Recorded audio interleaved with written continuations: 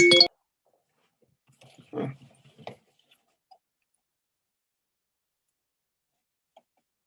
Alana. Oh, more and more people are popping in. So Chris, did you get my questions? Christopher, Yes. Yep. you're going to start off explaining Occam's razor. Okay, no problem. Just a heads up there. Christina, you were supposed to come early. I know, sorry, I got held up. Okay, can you stay at the end? Yes. Okay.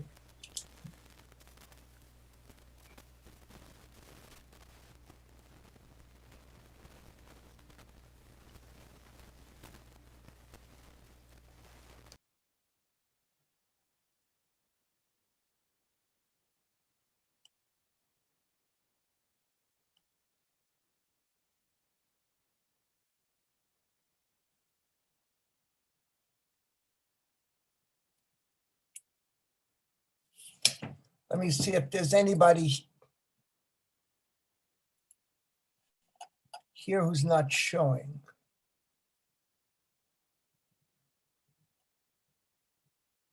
No, everybody's.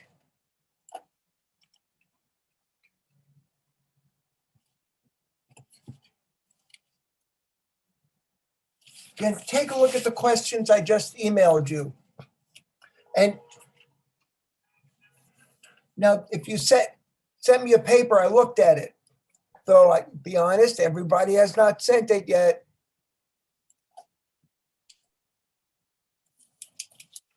I guess some people interpreted Thursday as Thursday midnight. I'm sending mine right now.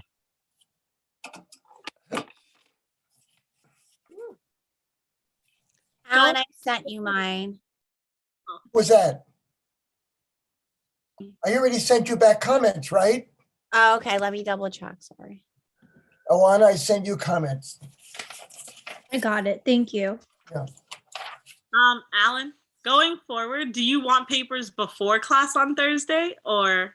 If you can. Okay. This way I can read them and use them for class discussion. Okay. Victoria? Alan, Jason and Jenna both just texted me saying they're having like Wi-Fi issues, but they're coming. Okay. Richard, I know, came in on his car and is racing to get home. So Hannah's not here. Jason is coming. Hi, He's right here. How are you? Jason is here. Hello. Congrats, Jason. Thank you, Tiffany. I'm Andrew. so proud of you. Thank you. Andrew, are you here by any chance? Joe is here. Jenna, and Richard. All right, let's get started. First, I just need to embarrass Jason. So we got the CST scores back from 2 people. Only 2 people took it in the last round. And embarrassingly enough, our average score was 30% higher than the state average. So we have to thank Jason for that, for showing how great a program we have. Actually, Amanda even did better than you. But Amanda does have a master's in history. So anyway, Amanda and Jason, and then a couple of other people passed as EAS, and I get the scores before you usually. I don't know, so I mail them in. All right. What we're going to do today is we're going to kind of go through the book. But there were a couple of general questions that I thought were important. I wanted to ask Chris to start because Harris makes a point about what he calls Occam's razor. And Chris is the only one who picked up on it. So Chris, why don't you explain what you see as the meaning of Occam's razor? So the way I understand it, Occam's razor, it's a principle in problem solving that basically states that entities are not to be multiplied beyond necessity, and that there shouldn't be complex solutions where simple ones will suffice. So the origin of it, I'm not actually sure. I know it's attributed to this theologian and logician named William of Ockham back in the 14th century. But I know there are some theories that state the principle came from the time of Aristotle. And I know it's been used in medicine and science, physics, and even in the social sciences. The way I used it to interpret Marvin Harris's work is that he's trying to simplify very inscrutable customs, traditions, and practices in human society and try to simplify them in terms of very mundane and material things that happen in real life. And he's trying to strip away that metaphysical and spiritual and religious aspect of human existence and focus on concretely empirical evidence of, why things happen in real life. He's trying to simplify the confusing and trying to Recording put it in progress. simplistic terms, I guess, is the best way I think I understand it. Now, one of the questions, he was a medieval British theologian. The question is this idea applicable in modern science and modern social science? Should we look for the simplest explanation rather than a more complicated one? So, Chris, why don't you address that?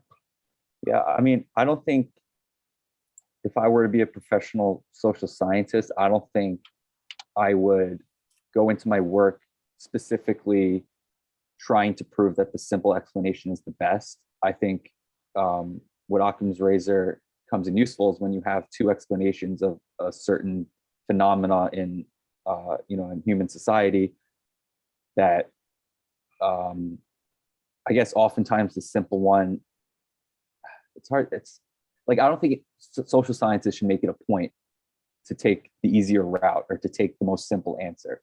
But I think oftentimes, like, a lot of work is lost in translation. A lot of, especially in social science, we try to over-evaluate things that in reality are very simple, especially when it comes to power dynamics and human behavior. And so I think that's where Occam's razor is important and shouldn't be discredited. But I don't think we should make, as social scientists, I don't think you should make it a point to be simple and to be, in a sense, lazy, I guess you could say. Other thoughts or comments? Jason, go ahead. It almost seems to me like don't reinvent the wheel, like don't work harder than you have to in a way. But I think in some instances, it's okay to keep things simple because you don't want to complicate things. But sort of like what Chris said, I think it's important to develop, if you're talking about theories or ideas, definitely look into things deeper because that could provide a better explanation, maybe not better, but a more sufficient explanation to describe something. So I think it's an interesting idea overall. Anyone else? Okay. My reading is a little different. I don't think that Harris is arguing we need the simplest explanation. He's arguing we need the simplest and most consistent explanation that explains the facts. So if an explanation does not explain the facts, it's not useful to us. But he does not want to invent facts, hi Jenna, or invent causalities that there's no evidence for. Let me give you one of the examples in European Enlightenment philosophy. One of the Enlightenment figures was David Hume, a British Scottish thinker. And David Hume was trying to prove intellectually, rationally, the existence of God. And Hume has a whole book where he looks at the analogy between the creation of the universe and the creation of a clock. Now, look, philosophers do this kind of stuff. And the bottom line is Hume argues that if we have a clock, there must have been a clock maker. And by analogy, if we have a universe, we must have a universe maker. And that was his rational explanation, justification, proof of the existence of God. Is there a problem with Hume's explanation? Because he doesn't have evidence for the existence of God. He postulates the existence of God. based on this analogy. Is there a problem with Hume's explanation? If there's a clock, there's a clock maker. If there's a universe, there is a universe maker.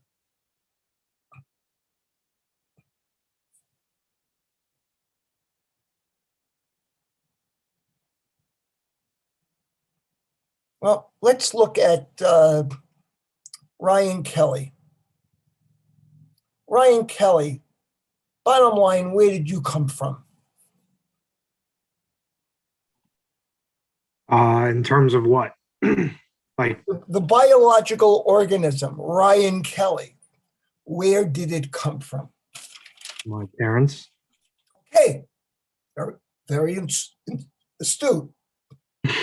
Two parents, they created Ryan Kelly. If there's a Ryan Kelly, there had to be a Ryan Kelly creator, right? Ryan, okay, Ryan, where did your parents come from? Their parents. And where did their parents come from? Their parents. And their parents? Their parents. Okay. So that's the problem with the analogy that if there's a clock, there must be a clock maker. If there's a universe, must be a universe maker. If there's a universe, clearly it had to come from somewhere. But if we postulate that the universe was created by a universe maker, what's the next question you have to ask? Anwar? Who made the universe maker? Yeah. And it goes at forever. Forever. If there's a universe maker. If there's a universe maker, who made the universe maker and who made that? Just like Ryan's family tree. And that's the problem with postulating the existence of God, because the question is, where did God come from? So what Harris is saying is we can't postulate anything we do not have direct evidence, verifiable evidence of. There must be evidence. As a matter of fact, our job as social studies teacher, or at least according to that famous social studies philosopher, is that we must get our students to evaluate their ideas based on evidence. I actually, on January 6th, I was discussing it in Newsday, but also on Channel 2 last night, in case you missed it. And oh, by the way, it's not because I'm so important. It's because of your tuition dollars. I get to speak representing Hofstra because the program is so good. So they only asked me because of you. You're welcome, Alan. And Romello, just so you know, they asked me to recommend a teacher to speak about the issues, and I didn't recommend you. Thank you. Okay. I recommended someone who's already tenured.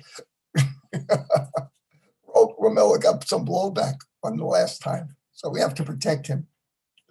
All right, so that's Occam's razor. And what Harris is arguing is that not only is his explanation cultural materialism, not only does it not invent things, but it's the simplest explanation. Now, Melissa and Jason had a slightly different question about this. And why is it important to evaluate cultural materialism as a package rather than having eclectic ideas, examining individual phenomenon separately? You know, you could just say, well, I'm going to look at witches, I'm going to look at pigs, I'm going to look at cows. And what Harris has argued, no, we have to look at all these things. We have to come up with an explanation that fits all of these things. So, Melissa, is it better to have an explanation that fits everything? Or would it be more legitimate to focus in on particular things? So I honestly don't know. I kind of see both sides of it because, like, when I was kind of thinking about what Harris was saying and like what I wrote about in my paper, just taking things from like maybe like a mysterious, more religious aspect versus the scientific aspect. It's kind of like, when you're looking at it from a religious standpoint, you're kind of not allowing for a lot of explanation, and it's more of just kind of accepting as it is, but for any culture or practice. But when you're looking at it from a scientific standpoint, you're really trying to dig in deep and trying to gain an understanding about it, and you're kind of questioning. So personally, I don't know which is better. As far as, I think that it does help from a scientific standpoint to really dig in to help us understand from different perspectives, a cultural practice or a culture in general. But at the same time, like, do we kind of ignore that more and just kind of leave it be and just kind of accept it for what it is? Anybody else want to address that? No. Harris is making a statement. Harris is not making moral judgments. Morality plays no role in any of the analysis of societies. He doesn't ask whether they're moral. He doesn't ask if they're immoral. He doesn't judge. All he asks is, how are they better adapted to survive? Jason?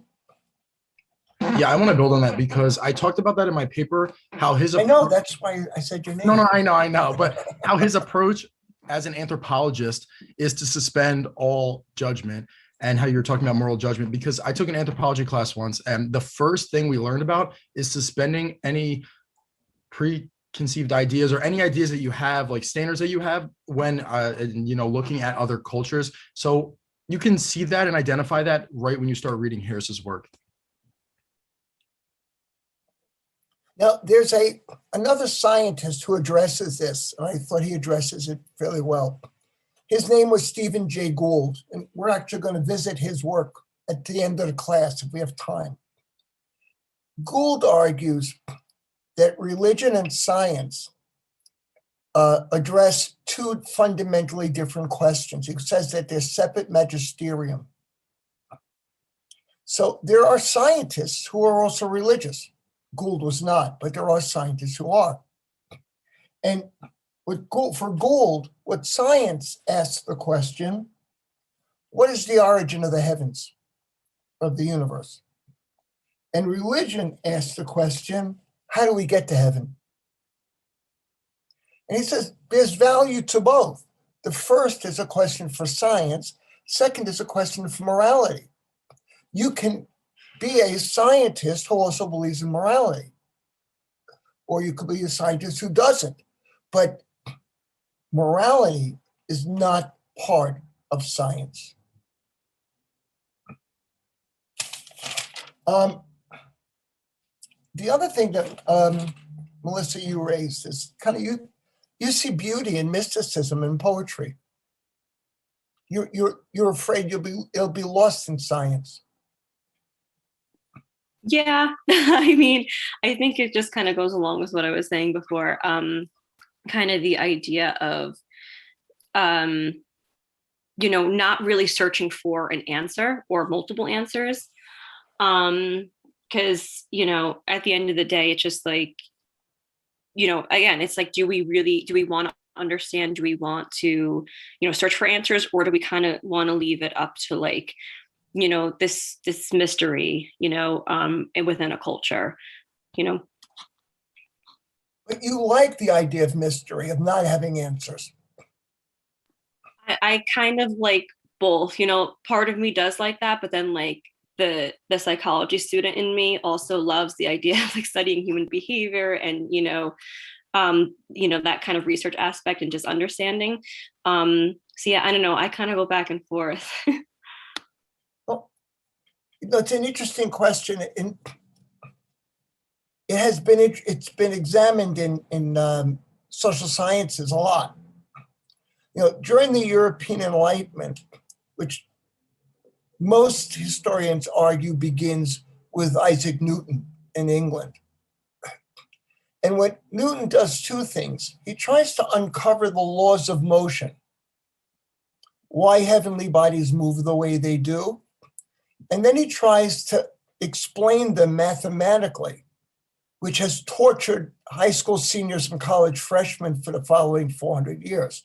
Because what does he develop to describe the motion of the heavenly bodies? Christina? Is it physics or calculus? Both. Yeah. He uses calculus to describe physics. And my understanding, and I'm not much of a mathematician, I have a confession to make. When I read scientific work and I come to numbers and formulas, I skip them.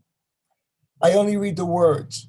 I figure the mathematicians will correct them if they're wrong. But if you think about it, the problem with algebra is algebra explains relationships between velocity, but only at a constant rate. So algebra can look at acceleration, but the acceleration has to be constant. And trigonometry takes it further. The problem with the heavenly, with bodies in motion is acceleration is not always at a constant rate. It could be going faster, slower, kind of like you running.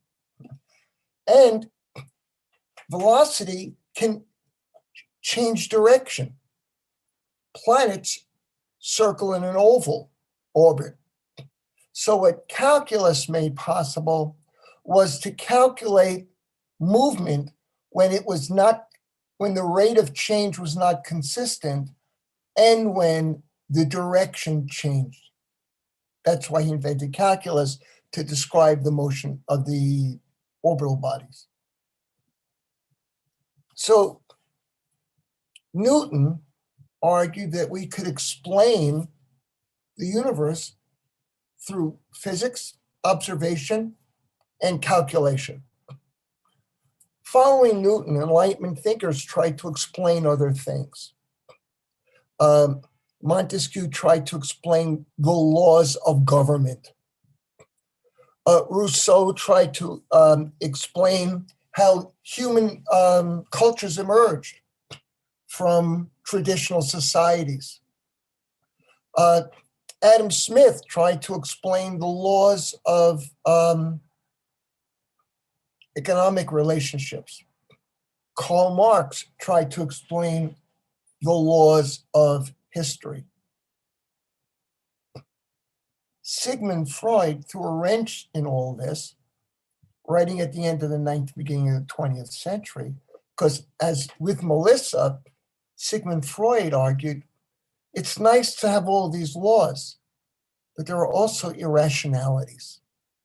Every individual does not act in a rational way.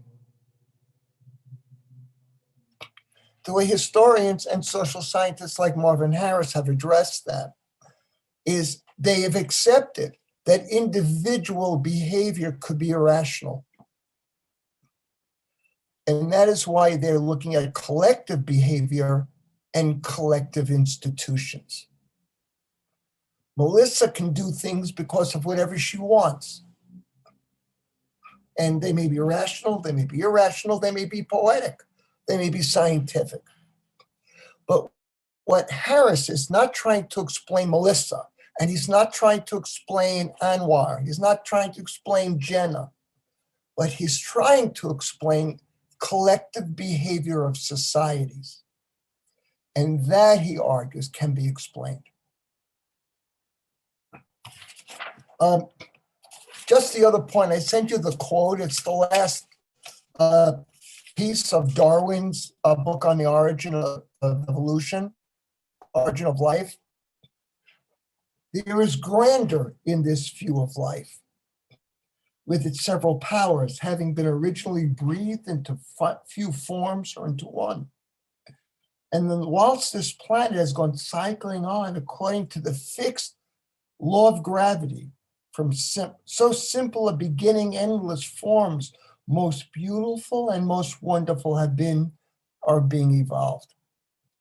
So scientists can see beauty and poetry in the natural universe.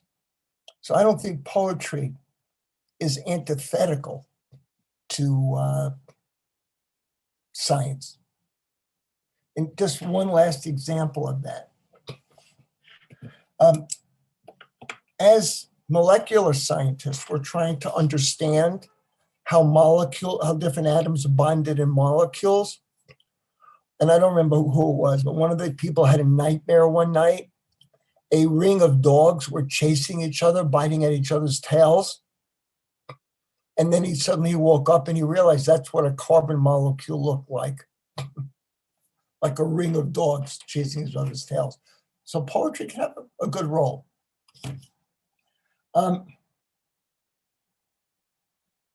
Hannah's not here yet, so hopefully she'll come. So Tiffany and Joe both had extensive discussion of cows, cow love in India.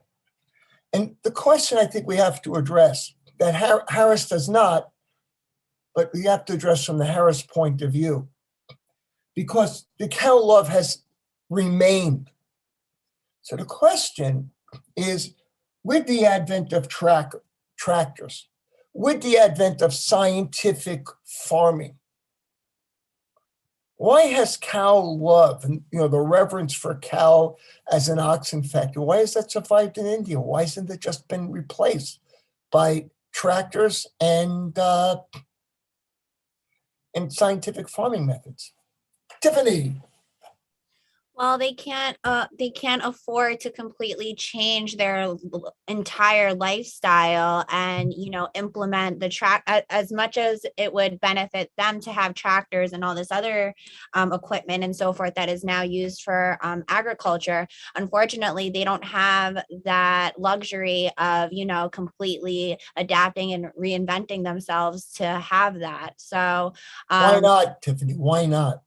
Because it costs money to get tractors and to replace tractor parts and so forth. So they don't have the funds to come up with just the purchase of the tractor. If anything were to happen to it, it would be probably worse than if one of their oxen or bulls died or got sick, because at that point then they would have to come up with funds to also try to fix the parts. And it's also that the parts and the tractors probably wouldn't even be made in India because they don't have the same industrialization as other parts of the world. So a lot of small farmers would probably also get displaced because this is made for like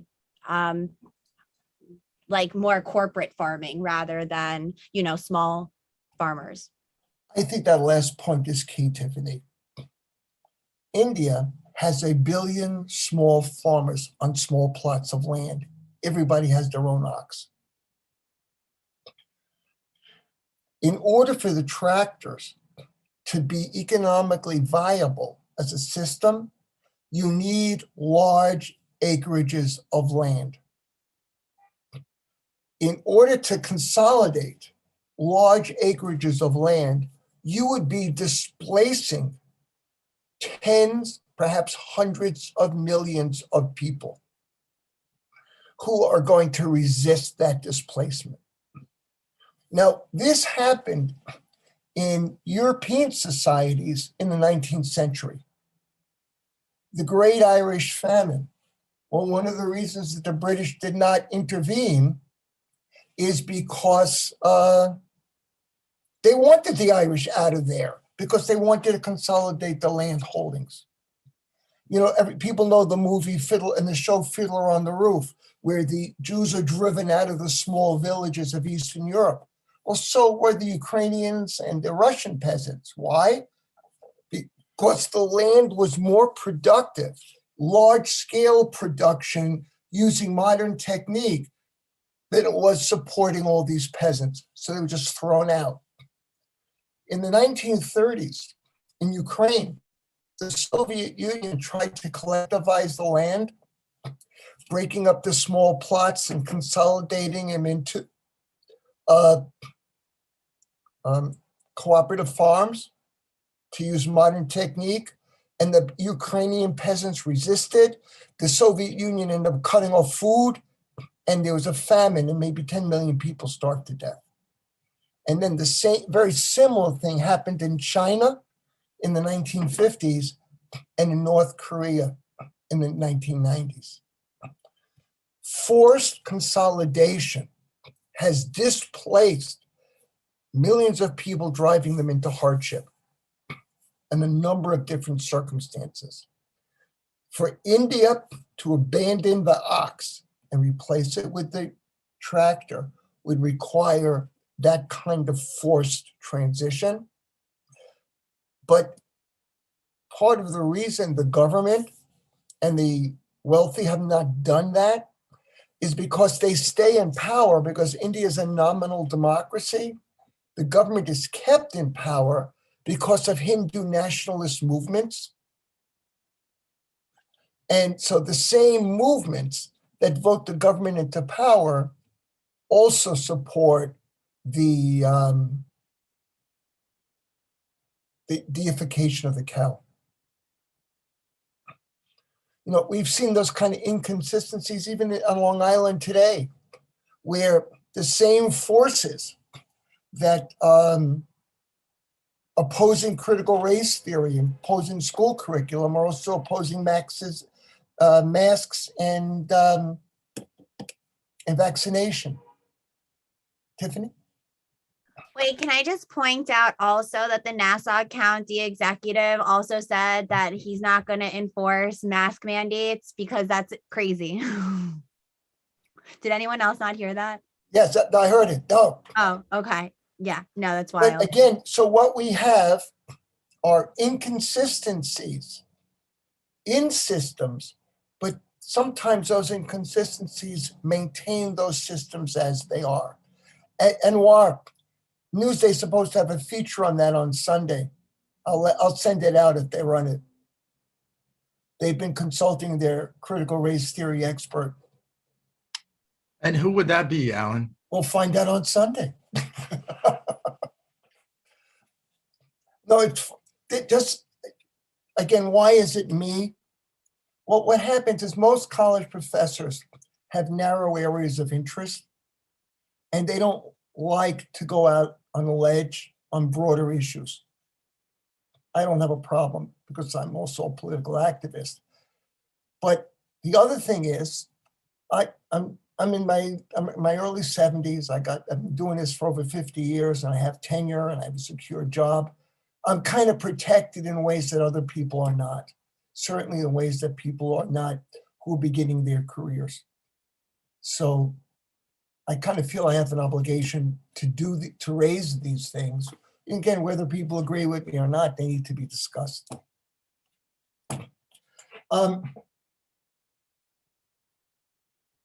Some of the same issues about the cows came up with the question of the cargo people. Because and why would people continue to believe that the goods that were coming in to Papua New Guinea were gifts from the gods after they stopped coming? Why do people keep believing these things after they no longer, I mean, if they seem to explain, okay, but when they no longer explain, why do people keep believing them? Jason, Tiffany, or anyone else?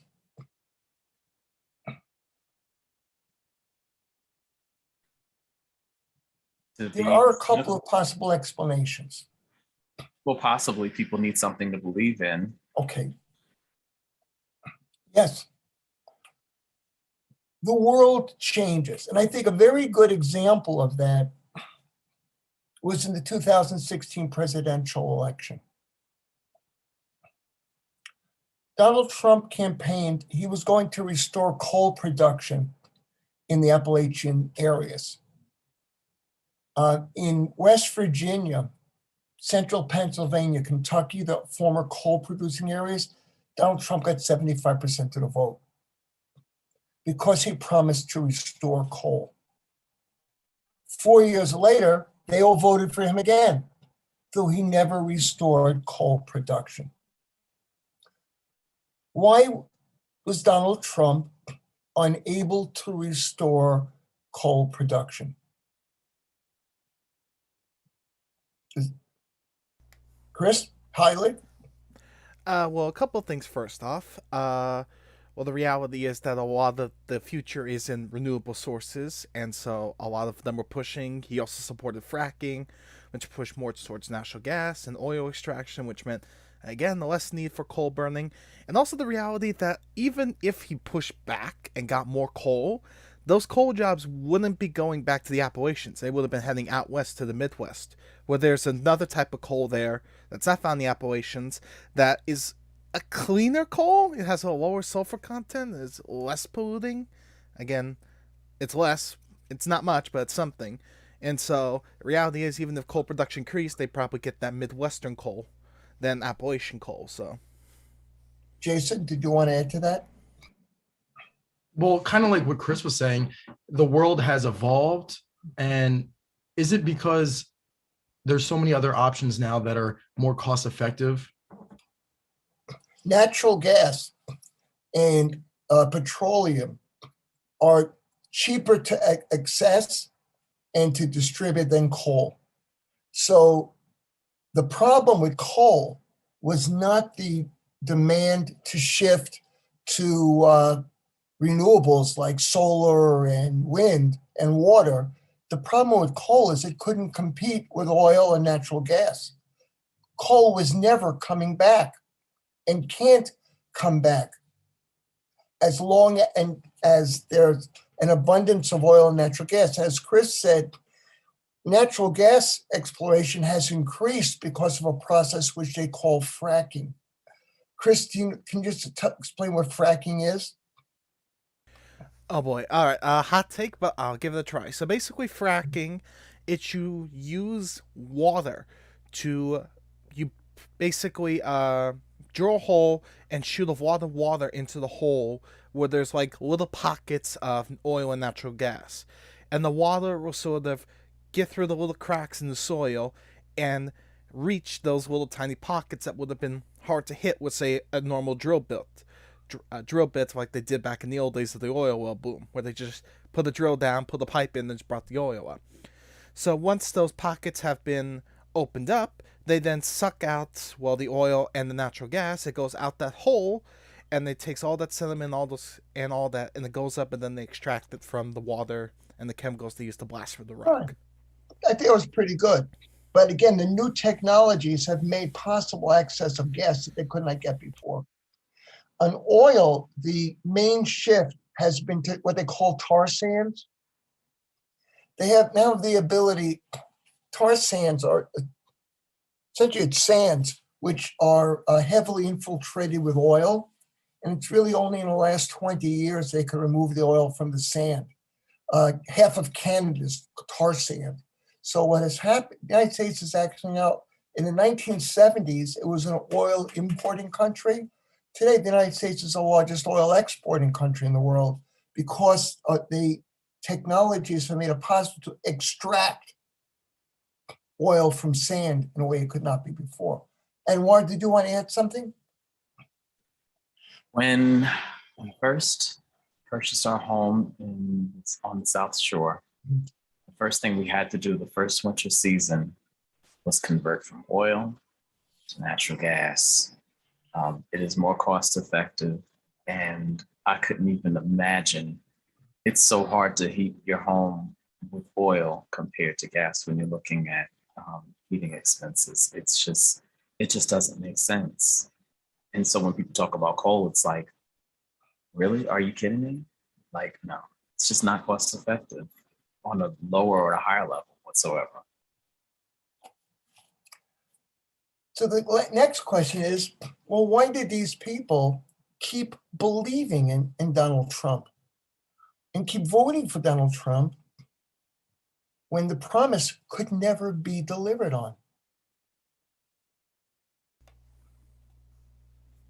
Christina, you're kind of nodding over there. I have two sort of possible explanations. One, I agree with what Anwar said before. Like, people just need something to believe in, but I also think specifically here, it's even if it was never going to happen, the fact that he kept promising it likely seemed to them that like he actually cared about it. I'm not saying that that's true, but if it's really important to the people, like the people that voted for him, if you're repeatedly promised to do something, it kind of shows that you at least recognize their concerns. Hey, Tiffany, Yes. you raised your hand. No, I didn't. Oh, someone did. Oh, I'm sorry. I thought it was Tiffany. Christopher has his hand up.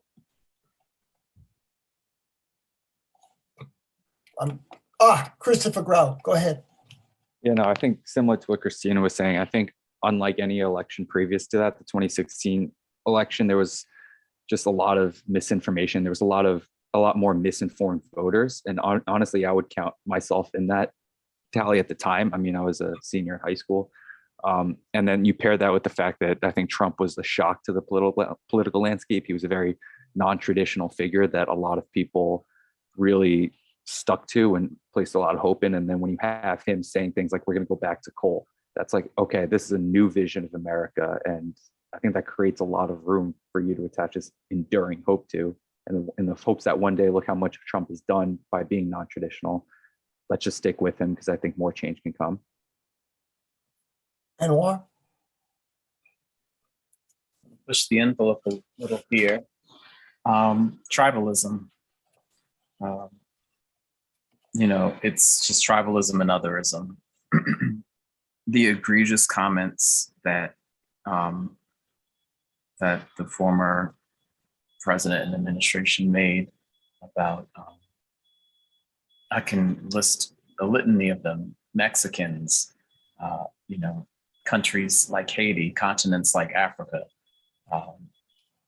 and that kind of those kind of sentiments resonated with the base. And for me, being a person of color, my perception and my experiences caused me to see that as, just otherism and, the nostalgia of what this nation was and still is in a more covert way. So, it's nice to want to believe that,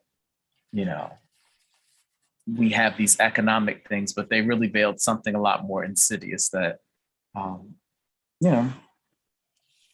just pass the mic back at this point. I have another hand somewhere. Did anybody else want to address that? Jason? I would argue populism, because that's kind of what everyone's talking about, this idea of how the former president was able to pin against like this group of elite against the common people. And so I think that populism definitely played a role. Tiffany, are you there? Yeah, I'm here. Oh, because you have your hand up? Yes, now I have my hand up. Okay. So I actually took a political science class last semester, and we kind of focused on how Trump was actually able to get a lot of women voters, which was surprising. I actually did like a whole essay on it where he focused on conservative economic policies, like using a mom kind of mindset or frame, and also like a feminist frame. So I feel like he was trying to kind of focus on specific groups of people, which would allow him, kind of what Jason was saying in terms of populism, like trying to specifically like get certain people to vote for him, which was what really ideally worked in his favor, because he used his daughter to kind of get to get women to believe that he fights for women's rights because he puts his daughter in such a, in such a great light and gives her benefits that other women don't really necessarily get to see. And it also allowed them to kind of look over the fact that he was accused of like sexual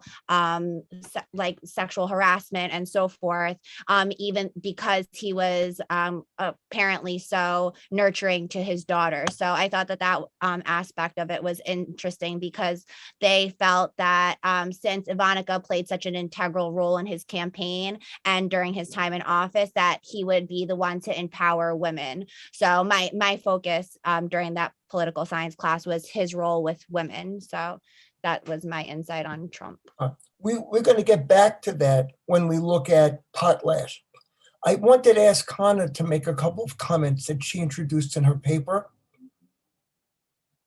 Hannah, do you believe that all cultural phenomenon are just matters of style and belief, or do they have material roots?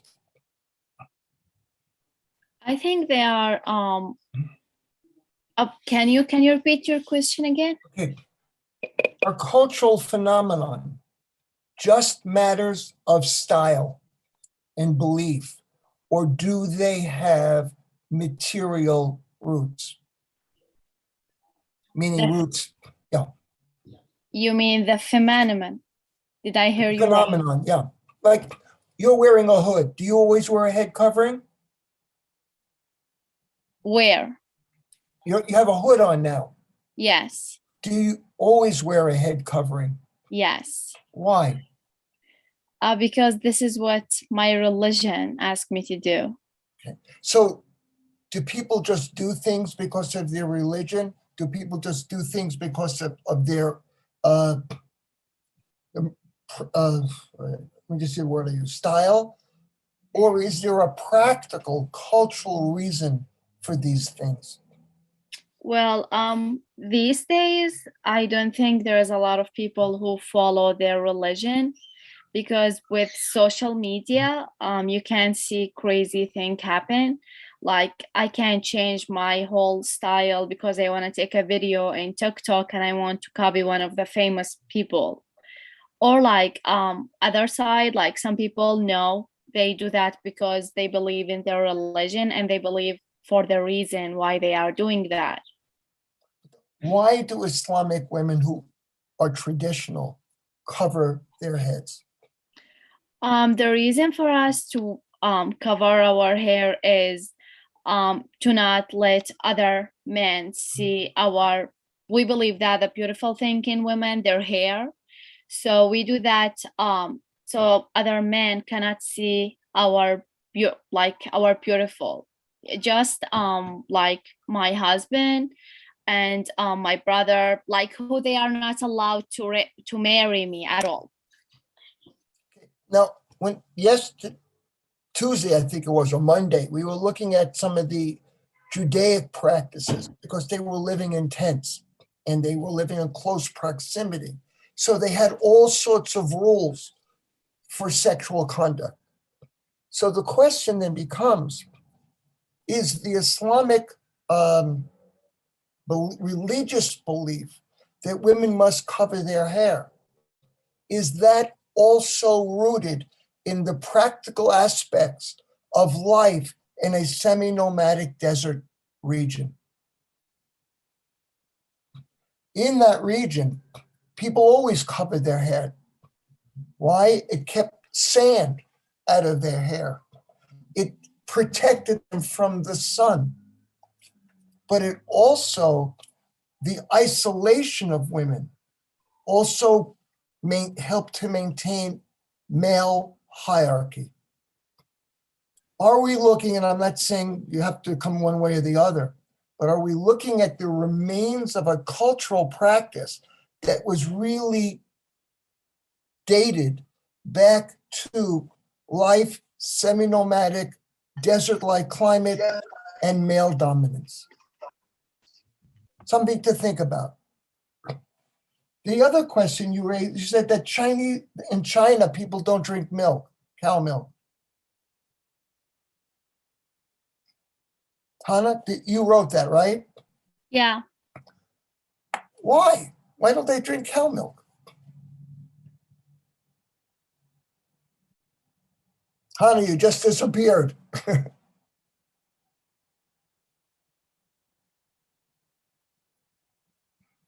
Hannah, are you there? Okay, I'll answer the question while she tries to resolve this. It's not true that the Chinese don't drink cow milk. It's true that Chinese adults don't drink dairy products. Does anybody know why? Are any of you not drink dairy, eat or drink dairy products? It's called lactose intolerance. You may know people who are lactose intolerant. Children are not lactose intolerant. I think children depend on milk for nourishment. As adults grow older, in all human populations, there's an increase of lactose intolerance. In people from Northern Europe, it's the least likely because they were dependent on milk to provide vitamins because they did not get direct sunlight. But in China, lactose intolerance amongst adults, meaning you can't digest, you get stomach upset from the milk, for whatever reason, evolved at a greater concentration. So the style of not drinking milk or ice cream milk products as an adult was really related to the problem of lactose intolerance in that population. All right, what I want to do is now just start back to the Alan? chapter. Yes. I was just gonna say, like, having lived in China, like, it definitely is it's very difficult to get dairy products, like especially cheese. And that was one of the hardest things for me because I love cheese. But you can get it in China and you can get milk, and they do have, like, yogurt is huge over there. Like, the yogurt section is ginormous over in China. Like, I had a friend, every time he went to the grocery store, he thought he was buying milk, and it turned out he was actually buying yogurt, like liquid drinkable yogurt. I was like, how do you keep doing this? And he's like, I don't know. I don't know. How are you finding milk? It may be that yogurt has a different impact than milk. Chris, do you have your hand up? Yeah, I know. I mean, the lactose intolerance problem is also not problem, but it's also an issue in like the Korean culture. I'm Korean, and like all my family, everyone I know, pretty much from the Korean community is lactose intolerant. But I think it's also interesting that I think East Asians also lack this certain enzyme that breaks down alcohol, like hard liquor. And you'll see like there's something called Asian glow, where if you look at Asians when they drink alcohol, they get very red. It's because they're allergic to whatever is in alcohol and they lack the enzyme to break it down. So it makes me think that maybe there's also something that goes back to, traditional dietary diets that is a reason we haven't evolved to adapt that enzyme to break down alcohol. But it just made me think of that. So again, cultural phenomenon can also, Tiffany, what are you saying here? Oh, my niece who's 3 months and my nephew who's 9 years old are lactose intolerant. So I know a bunch of kids that are lactose Yes, intolerant. it is present in other populations, but as Chris said, in East Asia, it's more of a common phenomenon. Oh, okay. But again, so what happens is you develop a culture that adapts to the reality of people's lives. All right. Last point before we get to the chapter. Joe, are you there? How dare you say Jesus didn't walk on water? Could Yeah. Jesus have really walked on water? I thought it was pretty funny the point you made too, and you emailed me back about most rivers being 3 feet average. Yeah. So I think honestly, like piggybacking off that, I think the whole explanation for it is like the writing of like the mysticism of the person. I think it was just the explanation of what something like people couldn't explain or whatever it was, whether it was minuscule or not. or large. I just think that in the time, I think the way it was written was just a descriptive way of describing an event. I agree. Again, in the events they're written stories post-date the events by about 200 years. But again, the River Jordan, there are areas where you can just walk across. Victoria, you were there, I think. Were you the person who was at the River Jordan? Was that Jason? I mean, I've been there, but it's been a long time. Yeah. I lived in Israel for a year, but I think that might have been Jason. All right. I mean, there are areas where the River Jordan is little more than a stream, and it's not. Yeah, I went there. Not more than 3 feet deep, and it could even be more shallow in times of drought. So the legend could actually be rooted in some aspect of reality. All right. Christina and Melissa, you look at Savage Male. Now, a spoiler alert. It's an interesting piece about the Yamanamo. And the problem is the book was written by Harris in the 60s. And in the 1990s, we actually learned something else. So I don't know if you were able to figure it out. Which of you is going to start us? I can start. Go ahead.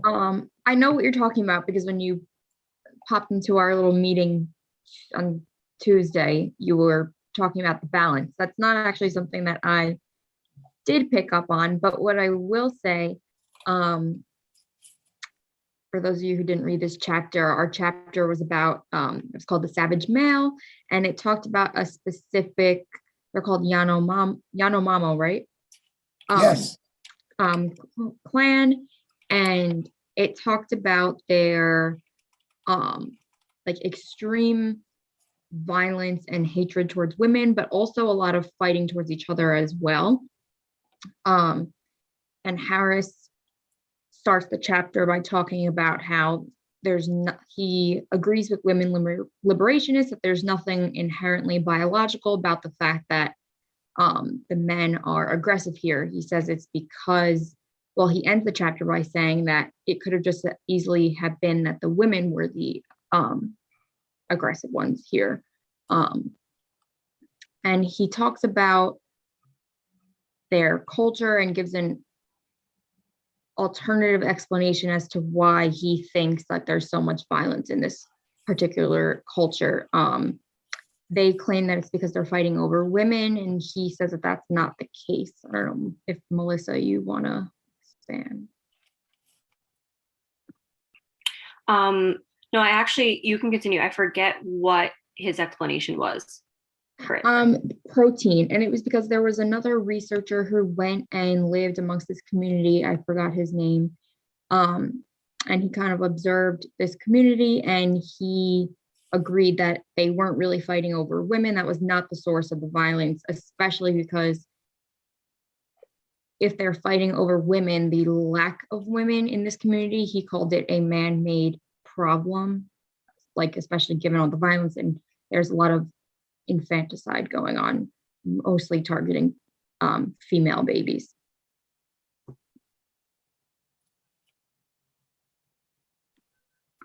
Yeah, and I'll just add on to that with the infanticide. So like I found that to be very fascinating because I think the woman, I believe she was an anthropologist or something along those lines, who went to go live there, she was interacting with a woman who wasn't feeding her baby, a baby girl, and the doctor questioned her as to why, and she said she could no longer breastfeed, and that the baby wasn't able to eat just regular solid food. So the anthropologist asked if she could try to give some of her food to the baby, and the mother said yes, and she noted that the baby just like inhaled the food because it was starving. So essentially, like the mother was intentionally trying to starve her baby girl to death, as a method of just trying to remove baby girls from the society.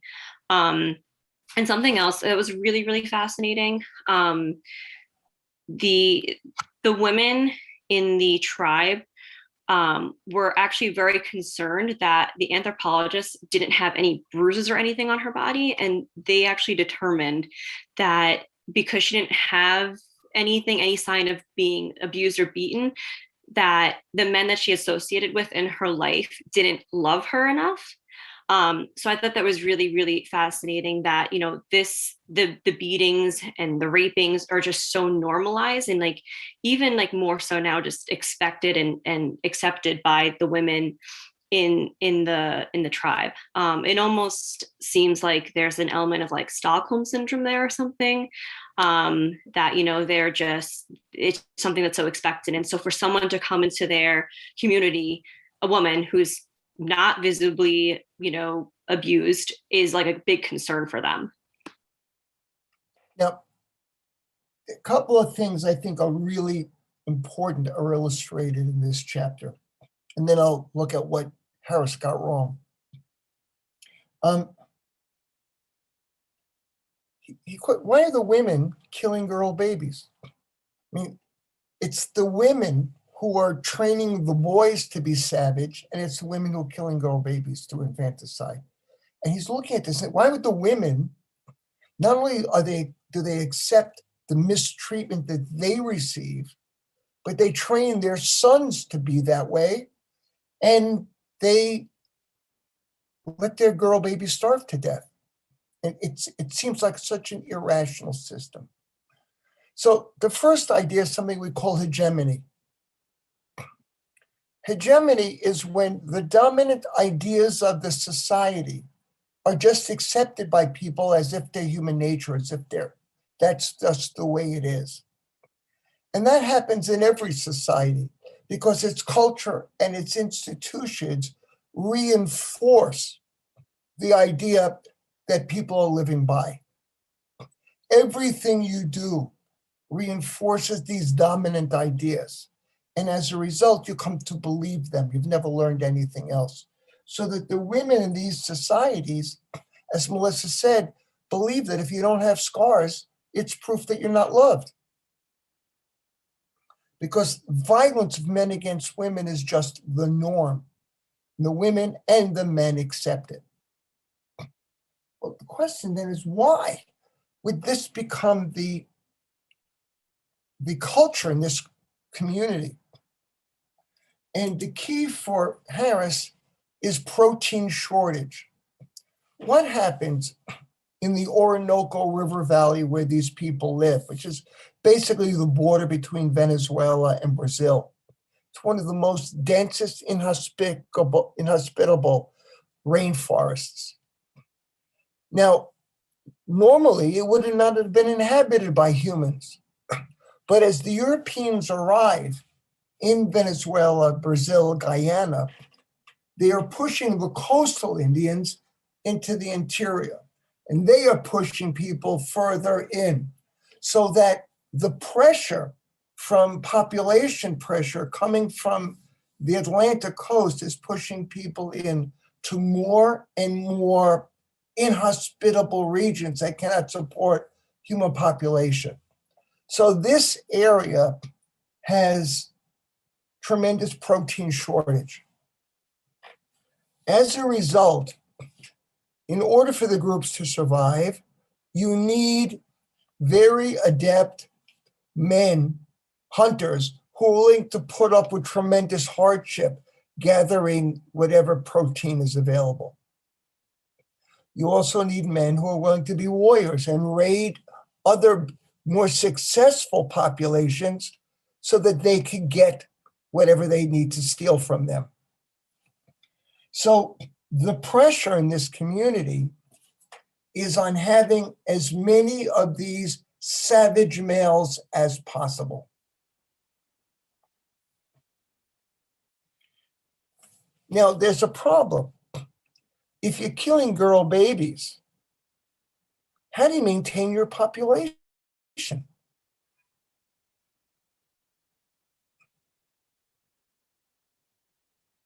Jenna? By raping other women Yeah, from like other tribes? By kidnapping your neighboring women. When there are not enough women to go around, You raid the neighboring villages and you steal women. Why waste resources raising an infant female from infancy to the point where she can bear children? 12 years, 14 years. Why waste resources on that big girl baby? Bring it to the age of 14, bring it to the age of 16 when she could bear children. When you need to increase population, you just go steal a childbearing age woman. And that becomes the logic of that society. Many of the women in that community were not infants raised, but they were women who were kidnapped and brought in. Christopher Grau? I mean, that's a little odd to me because I feel like in traditional societies, you would want to maintain a certain bloodline or a certain kind of person.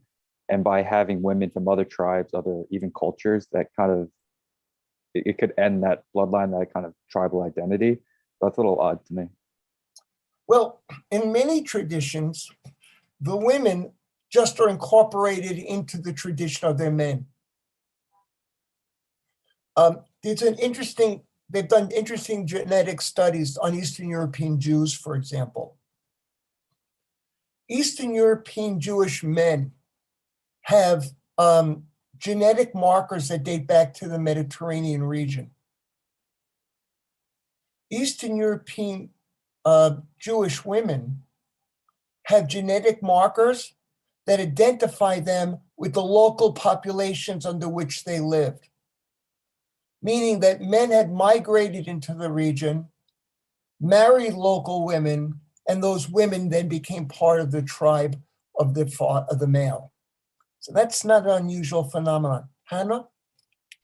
I hear of this story in the olden, really old, in Saudi Arabia. They say that they always, when the women have a baby girl, that she's gonna be shamed, and they take the girl and they put her under the ground, even that she's alive, until she die. And sometimes they kill the mom if she keep having a baby girl. They say she never gonna have a baby boy. And they feel when they have a baby boy, they celebrate and they dance everywhere. And so we really have this situation in the really, really olden. I remember that they were killing the girl and put them under the sand, even that they are alive, because they are ashamed. There are cultures where girls must come with a dowry or else they cannot find a husband. Essentially, the girl's parents must pay for her to marry with the dowry. There are also cultures where there are population shortages, where there's a bride price, where the man must pay to get the wife. So there are different cultures like that. Victoria? I was just gonna say, when as I'm sure you guys know, in China they used to have the one-child policy. So that put more pressure on women in China to have boys as opposed to girls because of just the way the culture is there. And now in China, some of my coworkers who were pregnant while I was there, the doctors won't let them find out what they're having for fear that now the one-child policy doesn't exist in China anymore, but one of the repercussions of it, because people used to kill or give up the unwanted girls, is that now doctors won't tell couples whether they're having a girl or a boy before the baby is born, because for fear that they might do something so that they would abort the pregnancy, right, until at least the first child was male. Yeah. So this is so go on. Some of my coworkers, I'd be like, "Oh, have you found out what you're having?" And she's like, "No, the doctor won't let us know. The doctor won't tell us." Now, so it's just interesting. This is where Marvin Harris was wrong about the Ananamu. but I don't believe it discredits his explanation. I believe it actually strengthens it with new evidence. In the Harris believed that the Yanomamo had no contact with the outside world. And because of that, they were a culture in isolation that could be studied as if in its purity. What they discovered in the 1990s is the Yanomamo had two contacts with the outside world. And that as a result of this, this was actually a culture in crisis rather than a culture in balance. The first contact was disease. What happens is the Yanomamo did not have contact with European society, but they did have contact with some of the neighboring communities, especially when they went to steal the women or when they went to steal from them. As a result, societies that had contact, especially with missionaries, European missionaries, had started to get infected with European disease. Now, the societies that had contact with the missionaries, they were able to get some medical support. But the Yanomamo were not in contact with the missionaries, but they were in contact with these tribes. They received no medical support. They were in a state of medical crisis. Their savageness was a response to the total collapse of their communities because of the introduction of disease. The other thing that happened, well, they did not trade with the European. They did trade with societies that did trade with the Europeans. And as a result, you start to get the introduction of knives. And cultural practices which were fought out with sticks and stones were exacerbated with the introduction of steel tools and knives. So that the treatment of women, the female infanticide, the kidnapping, yes, those were all things that continued, but they continued in a heightened way because the community was in crisis, because they were not isolated in the way that Harris thought they were in the 1960s. But it's a community of extremes. But with some horrific practice. Other thoughts or questions about the Yanomamo?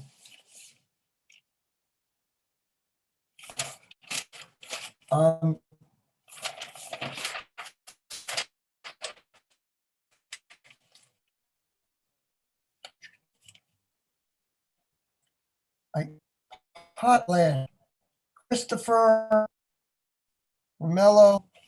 Yeah. Just the two of you? Okay, Romello, we haven't heard from you today, so why don't you start? Our chapter was on potlatch. Essentially what potlatch is, it's like this, it started with this drive for prestige to show how much you have. These are done by some tribes, and it's done as, from what I gather, it's done in two different forms, either by giving your materials away to another tribe to show them how much you have, or by even destroying your materials by burning them. I found it interesting that at one point in the chapter, I saw that one tribe even burned down their house because they just had so much. There was another point where they were giving away blankets to each other back and forth, and it became so abundant that they didn't even need them anymore. So they started to burn the blankets. Chris was sharing with me that this turned to show that there are some benefits to potlatch because some of the tribes, they were really good at producing goods, having their people to work hard to accumulate this wealth, so the chief could show off his prestige or his status, because that's what meant a lot to them. Pretty much how they are viewed or perceived by others. um, modern day connection. We still kind of see this today in our society where people buy fancy clothes, fancy homes, you have to have the latest outfits. So we still see a form of that today, even in our own society.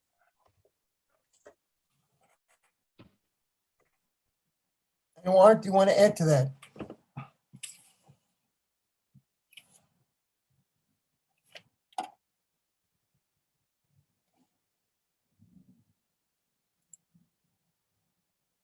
No, were you the person? Chris. No, it's Chris. Wow, I'm sorry. Go ahead. Yeah, no, I just going off what Romello said about the connection to modern day. I found it interesting when I'm reading about what actually happened in the potlatch and this complete destruction of wealth. I think actually it was described as conspicuous waste and conspicuous consumption. It just seems so irrational to me that it really does make you want to read, okay, what is the logical foundation behind it? And I think it's interesting because that the preparation process that preceded the potlatch, like Romello said, these potlatch sponsors, these chiefs that want to show off their wealth, they would, in a sense, whether directly or indirectly, they would raise the production levels and the wealth margins of their tribes. And I think in a way that still exists, not only in American society, but in just like the capitalist world in general, where you have these big executives and they have their followers, which are their employees, and they're incentivizing their production by giving them, prestige in the sense of like bonuses and salaries. And a follower will attain more prestige the more success that the company, in this case like the tribe, gains. So I think the overall structure, I found interesting that the overall structure of the potlatch at one point that seemed completely irrational to me kind of describes the way we live today in America, or at least the way that our market functions. I want to look at potlatch, and then I'm sorry, you did potlatch. I want to look at Phantom Cargo, and then I have some slides.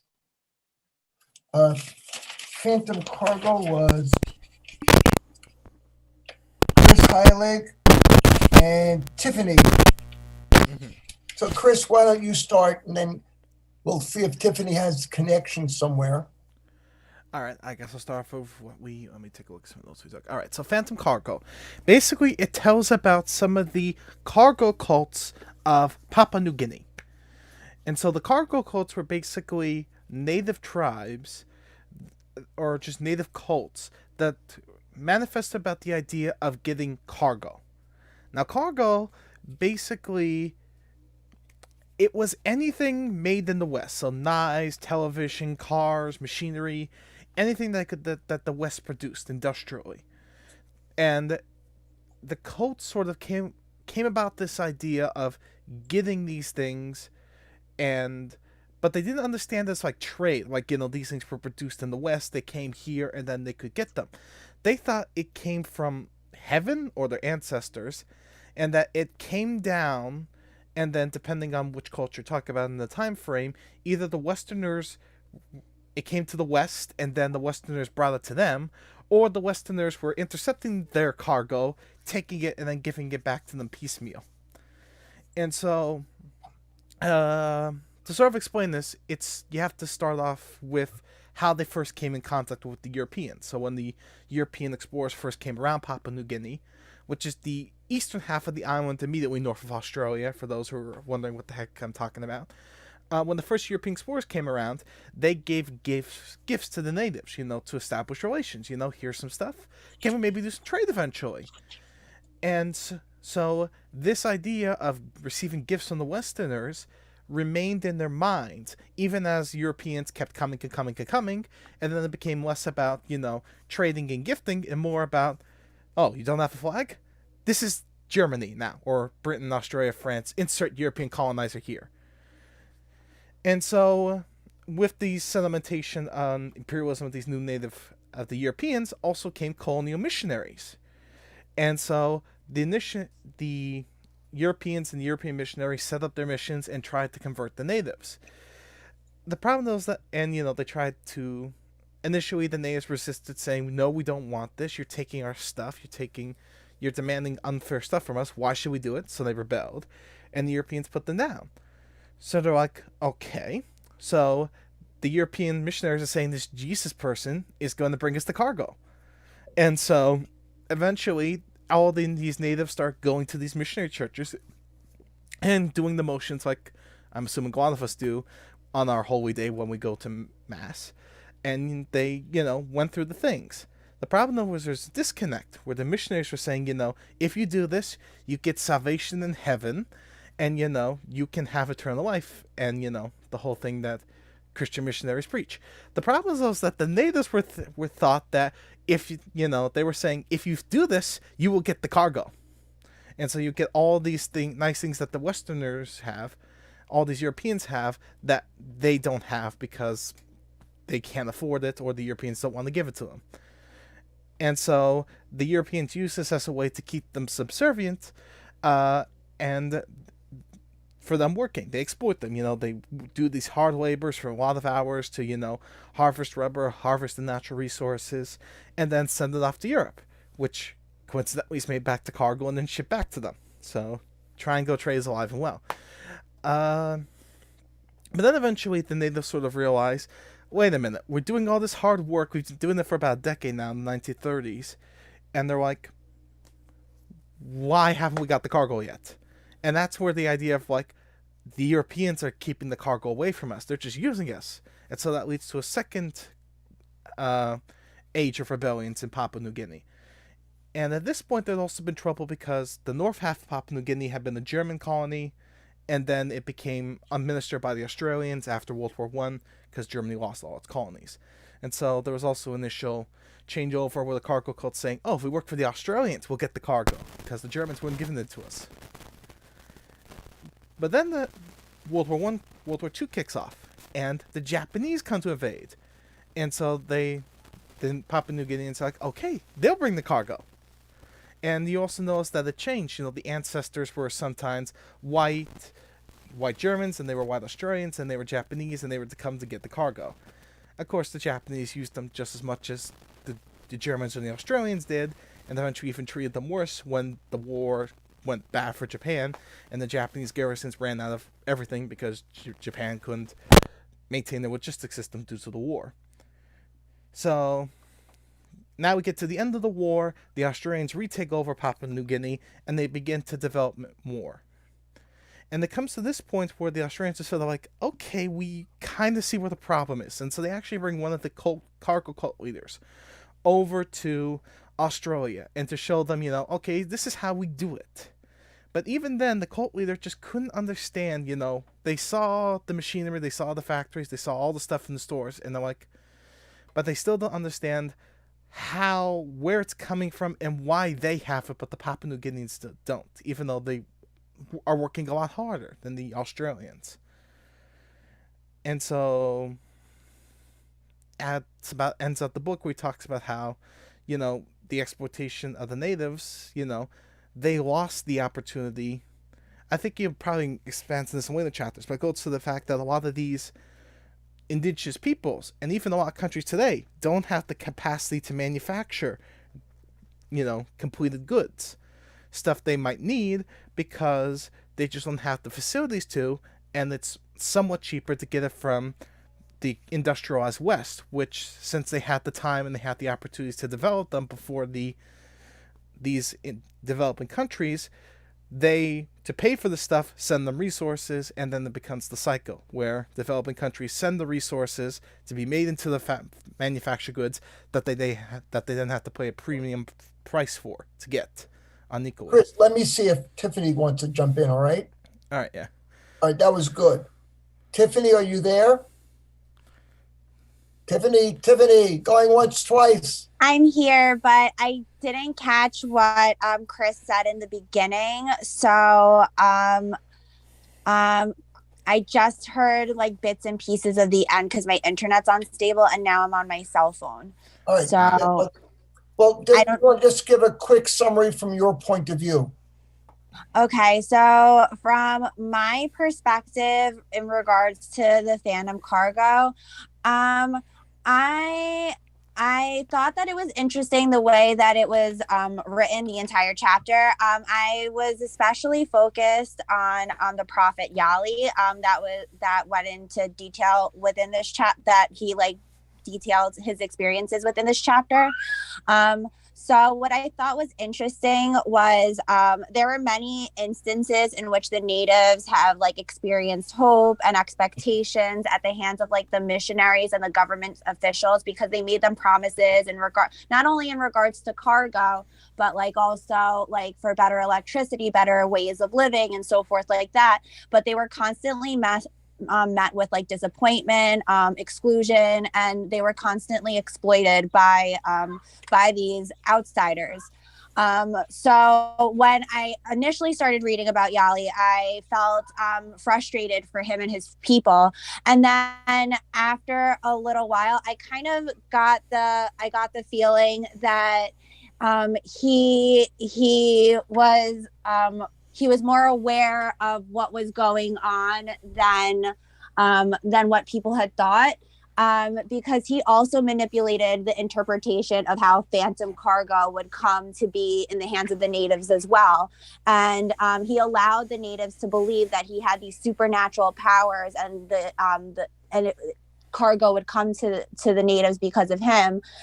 So in that way, he kind of encouraged them to do their like previous pagan practices, and then also to kind of like instead of having Sundays for church or whatever, or religion, religion prayer, they changed it to Thursdays because that's when Yali was born. It's just interesting the way that he was reaping the benefits that he had learned from the administrators of the Australian government. So I thought that aspect of it was interesting.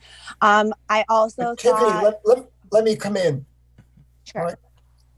One of the strangest things in historical studies is this fellow named Yali. In the 1950s and 60s, Marvin Harris is studying in Papua New Guinea, and he meets Yali. In the 1990s, Jared Diamond is studying in Papua New Guinea, and he meets Yali. He's there 30, 40 years later, and their main guide is this fellow named Yali. That's the first thing. The second thing I think that you raised that's of crucial importance is the function of colonial exploitation. The colonial regimes did not want to suppress the cargo cult beliefs, because the belief that the Europeans were bringing cargo from the gods kept people in line and accepting the colonial exploitation. If putting up with this treatment meant we would get the goods, people put up with the treatment. On the other hand, when Europeans no longer needed to exploit the workforce, especially at the end of World War II, and the cargo was cut off, the elimination of the cargo became a reason to rebel, a revolutionary movements against the Europeans. And the last thing I think it illustrates is the connection between religion and state power, that religion becomes a vehicle for enforcing state power. And we'll look at this again when we look at the Prince of Peace. But as religion becomes an instrument of state power, religion survives, organized religion survives because of its connection. And the state uses people's religious beliefs to enforce compliance. I want to just show some slides about the Ananamu, the Potlatch people, and the cargo cults. Yes, Chris. One thing also I'd like to add too that I found interesting was But how you talk while I open up the slides, all right? One thing that I also found interesting in the chapter was how the cargo cults developed. Initially, they talked about the cargo, again, coming from whoever European or Japanese imperialism occupier was occupying the place. But it also changed how they were going to get it. The initial cargo cults said they would come from wooden ships that their ancestors would come down the ships and give them the cargo. Then they became steamships, and eventually developed to the point to where, after World War II, cargo cults would set up in abandoned Allied airfields from the war, and they basically set up mock Radio Shacks, aircraft control towers, mock hangars, even mock planes, and have, like coconut earphones and fake radio sets, and would say all the words that they heard the Allied military personnel say during the war. That would usually precede a cargo plane coming in, dropping Chris, off the cargo. what you're saying is they built their own cathedrals. Exactly. And they also changed their cargo cults based on the development of the outside world. So they went from the cargo coming to ships to setting up their own airfields to have the cargo planes come down to give them their cargo, which unfortunately for them never showed up. And which again led to rebellion and ultimate independence. All right. Can you see the slides? Okay. So the Yanomamo, they're in the Amazonas. And it's the area on the border of Venezuela and Brazil. Now, one of the weird things about that area is that depending on the seasonal rains, the same rivers can either feed into the Orinoco and enter the Atlantic via Venezuela, or feed into the Amazon and enter the Atlantic through Brazil. It is an area of just intense swamp. And again, where Harris was wrong was he didn't recognize that diseases had entered and metal tools had entered. But this becomes part of his disagreement with Mead and Boas. Because disease and metal tools had entered through contact with the outside, the civilization was no longer in a pristine state. The civilization of the Yanomamo had been altered by contact with the outside world. These are the Yanomamo today. They still exist. You can see the little green area on the border of Venezuela and Brazil. They live in these kind of communal little villages where they share space. The men remain scarred. The women are scarred. They still live on yams and whatever small game they can catch. Now, one of the questions is looking at societies in crisis, because we now know that in the Yanomamo, we're looking at a society in crisis. One of the other societies in crisis, now Harris does not talk about them, but there's a lot of work that's being done about them, and they're called the Anasazi. So, and really the question is, what happens if environments change and balance is destroyed? If people develop cultures that are not in balance with environmental conditions, they deplete resources and either adapt, move, or disappear. And the Anasazi are a very good example of that. The Anasazi civilization is by what they call the Four Corners. It's Mesa Verde National Park, where Colorado, Utah, Nevada, and New Mexico meet. No, not Nevada. New Mexico, Arizona, Colorado, and Utah meet. Four Corners. It's a very arid area, but it became increasingly arid starting in 1300. The Anasazi civilization was pretty sophisticated, built 3-story houses. They were agrarian people. Their primary crop was maize. And what happens, starting in 1300, there's extended drought.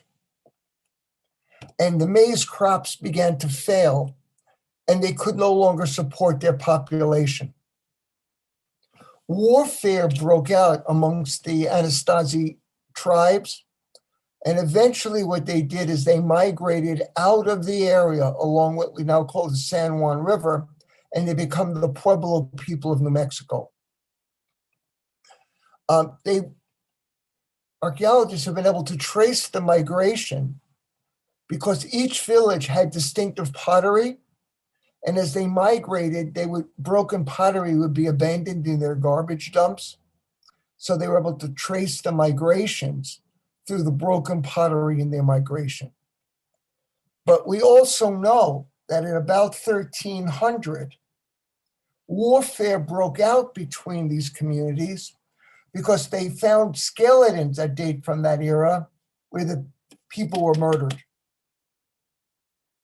So when environmental conditions change, cultures that had been adapted to that particular environment must either change, people must move, or cultures will end. And that's what we see with the Ananamu, and that is what we see with the Anastasi.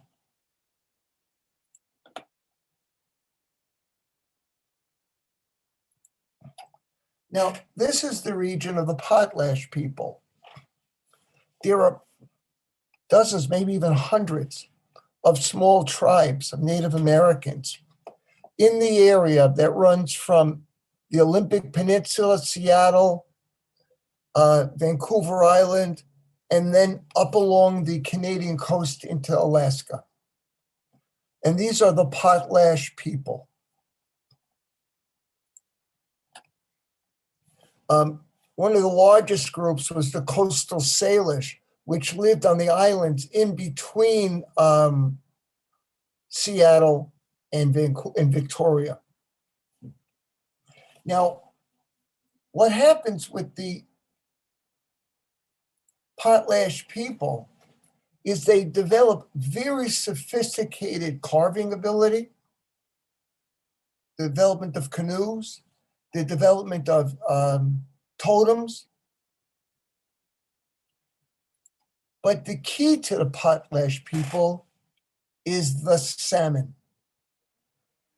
Does anybody know what makes salmon a relatively unique fish? Anybody eat salmon? They swim upstream. Why?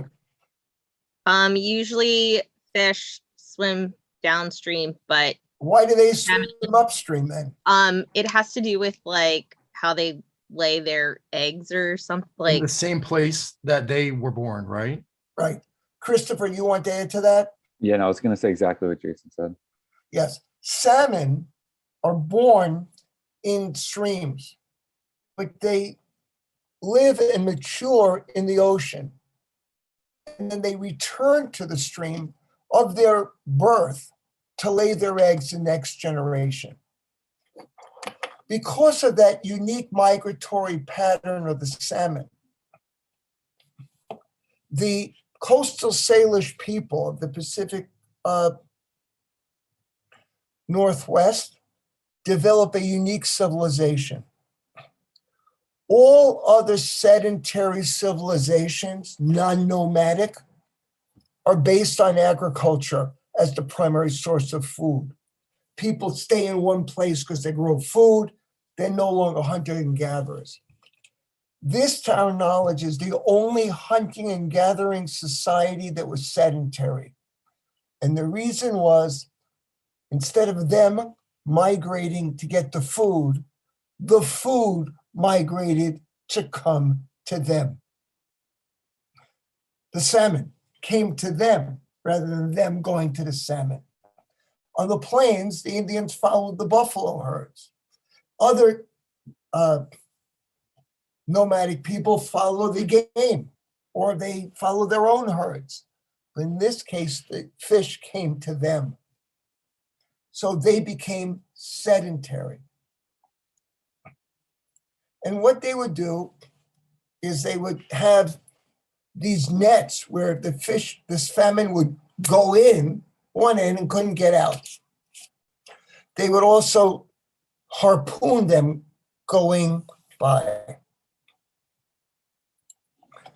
The salmon would then be hung to dry over fire.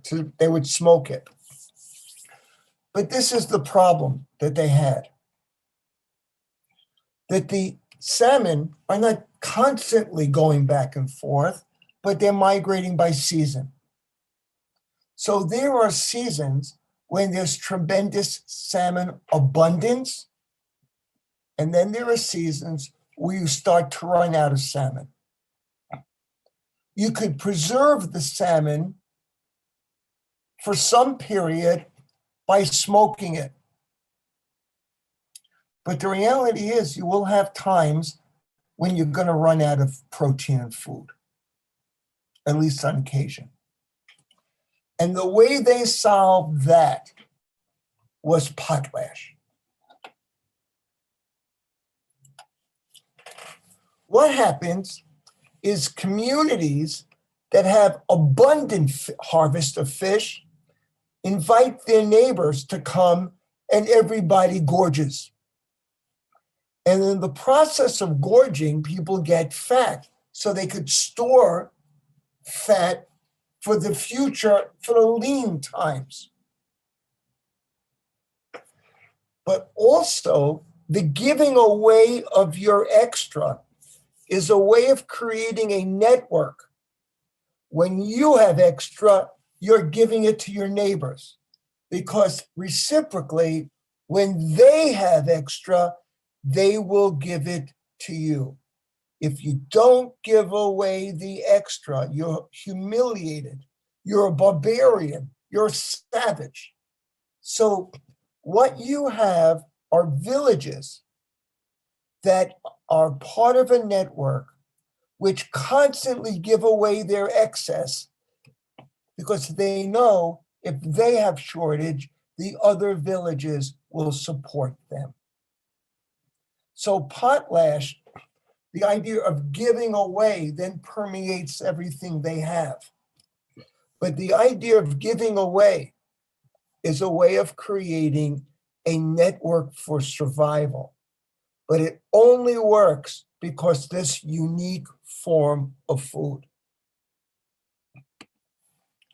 Now, Papua New Guinea, the natives of New Guinea live in highlands mainly that are almost inaccessible, almost completely inaccessible in this area.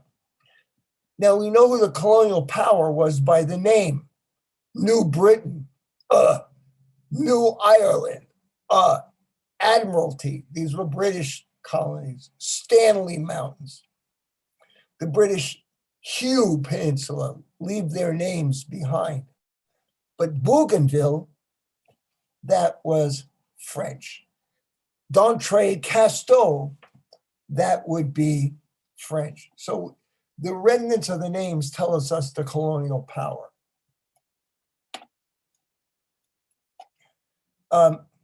During World War II, the United States and Britain are fighting against Japan for control of this region. It becomes important because the United States strategy during the wars is island hopping. Australia is part of the British Empire. So what they're trying to do is to close in on Chinese forces. And one of the areas that they try to establish bases is New Guinea. New Guinea is also important because the Japanese have taken Indonesia from the Dutch and the Philippines from the United States. So New Guinea becomes a base for planes to attack areas that the Japanese control. But you need to create and maintain airports. And to do that, it's better if the local people cooperate than if they resist. So in order to get them to cooperate, you're giving them goods. But giving them goods is a way of getting them to cooperate. It's also a way of controlling them. Because you emphasize that the goods are coming to you as cargo because of your religious acceptance of European domination. So these are just Australian troops occupying the region, American troops there. just building the airports in the middle of nowhere to be able to fight the war.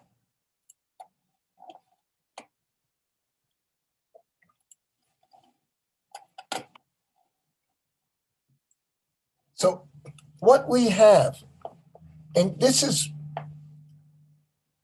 we tend to think of capitalism as human nature, because capitalism has dominated, controlled the whole world. But the question when we look at a place like the Potlatch people, and the question when we look at the people of Papua New Guinea becomes, maybe capitalism is a cultural adaptation, and it is not human nature, and that other systems are possible.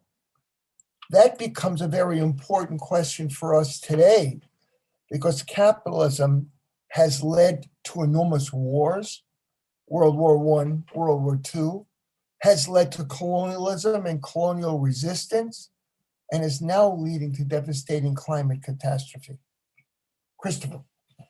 Yeah, I think that was a question that was addressed towards the end of the Potlatch chapter. And Harris went into the kinds of economic systems, a reciprocal economic system versus a redistributive one.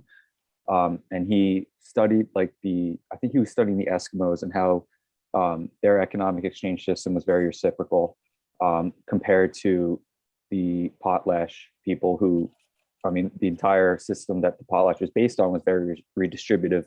From those Potlatch feasts, wealth was redistributed from high centers of productivity to low centers of productivity. And I think he ended the chapter by saying how the Potlatch sponsors, the ones that hosted those feasts, just by nature of them having those feasts, they were increasing the production levels, which ultimately enabled redistributive societies to kind of push reciprocal societies to kind of the edge of civilization. And I don't know if that was his argument to say that competition, competitive feasts, more or less capitalism today is far more productive and thus more efficient than is a reciprocal a reciprocal economy, and one that isn't capitalist. But I could have read that wrong. If humans are wired for war, if humans are wired for competition, if humans are wired for greed, we may be at the end of our run. What Harris is raising is these may be cultural manifestations that may have been a benefit in the past, war, greed, but they are no longer a benefit. If humans are hardwired that way, we may be doomed. But if these are cultural manifestations, then we have the possibility of changing. There are cultures that have evolved and have changed, and that becomes the challenge for human beings. Other thoughts or comments?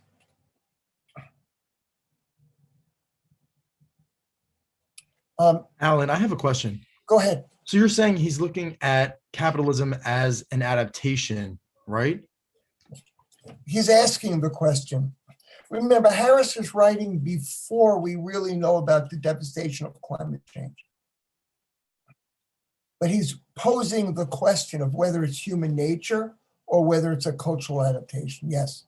And that's interesting that this was written in what, 1947? Actually, did I just flip No, that? no, he's writing in the 1960s about an event that took place in the 1940s. Okay, so like you said, it's interesting that this is all written because you can apply this now to climate change and capitalism today, like we talked about on Tuesday. Yes, very, very much so. That's why I think it remains a useful book. I've never found another book. I mean, Harris is dead. He has a lot of other books, but he has technical books. This one was written for a general audience, non-specialist. That's why I use this. But I think he dies in 1990s, so there's no update. Other thoughts or comments? Ryan, Richard, and Jason, you did Messiah. And Hannah, we have a friend. Hello. She's my daughter. Yes, how do we all guess? Hello, pretty young girl. Hi. And Richard brought his dog. And Tiffany frequently brings her sons. So Richard, Ryan, Jason. Ryan, do you want to begin telling us about the Messiahs?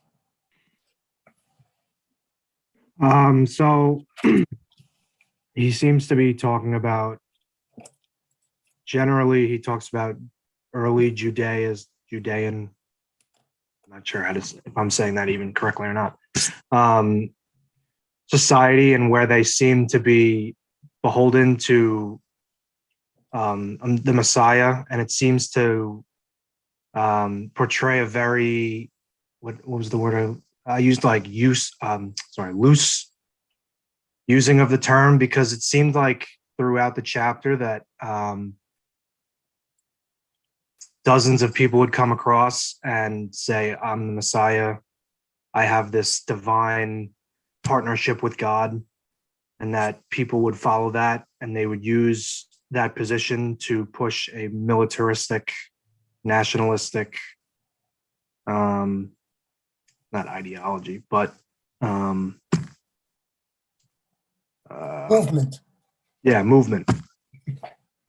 Because they had been frequently occupied by foreign forces, and they seemed to be in the middle of a battlefield between several different groups of people. And at one point, the Jawa, who was the Jewish god, one of the messiahs had said that they need to, none shall rule thee, or something to that effect. So that was pushed as a way to militarize the Jewish people. And he used like Jesus as a frame. Like in the beginning, he talked about how Christianity arose through Jews living in Palestine, and how Jesus was actually a militaristic figure. Like he wasn't like, he kind of pokes at the question of how Christianity is devoted to, certain ideals that don't necessarily coincide with being militaristic, even though Jesus, who is the face of Christianity, was a militaristic figure. But he didn't really, I feel like he touched on it a little bit at the end, but throughout the chapter, I wish he had gone through that question further. Like he pokes at it in the beginning, and then he just goes through the whole Judaic cycle of messiahs, but doesn't come back to. He's going to get back to the next chapter, Ryan. So we'll get to that after. So that was a good point. Richard, do you want to jump in? Sure. I think mine covered a lot of it pretty Okay, well. Richard, One other thing I'll the voice throw is in, distorted. I had this The voice is distorted. strange- Okay, try again. I'm gonna- Is this better? Is this better? Or? I'm going to talk some Now? more. I'll tell you. Okay. So another thing I would add in, and this was kind of at the end of the chapter, I just screenshotted it. It says almost by definition, revolution means that an exploited population must take desperate measures against great odds to overthrow the oppressors. Classes, races, and nations usually accept the challenge of such odds not because they are duped by irrational ideologies, but because the alternatives are coherent enough to make even great risk worthwhile. So I think the argument is that he was making here the reason that Christianity had, or I guess Judaism at the time had such a rise. Different people claiming to be messiahs and having different relationships with God had to do a lot with the kind of oppressive nature of the people who were ruling over the Jewish population at the time. I think I got most of it. Jason, why don't you hop in?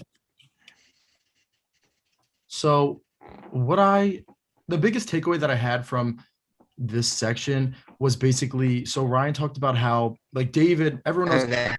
Oh, is Ricky still talking?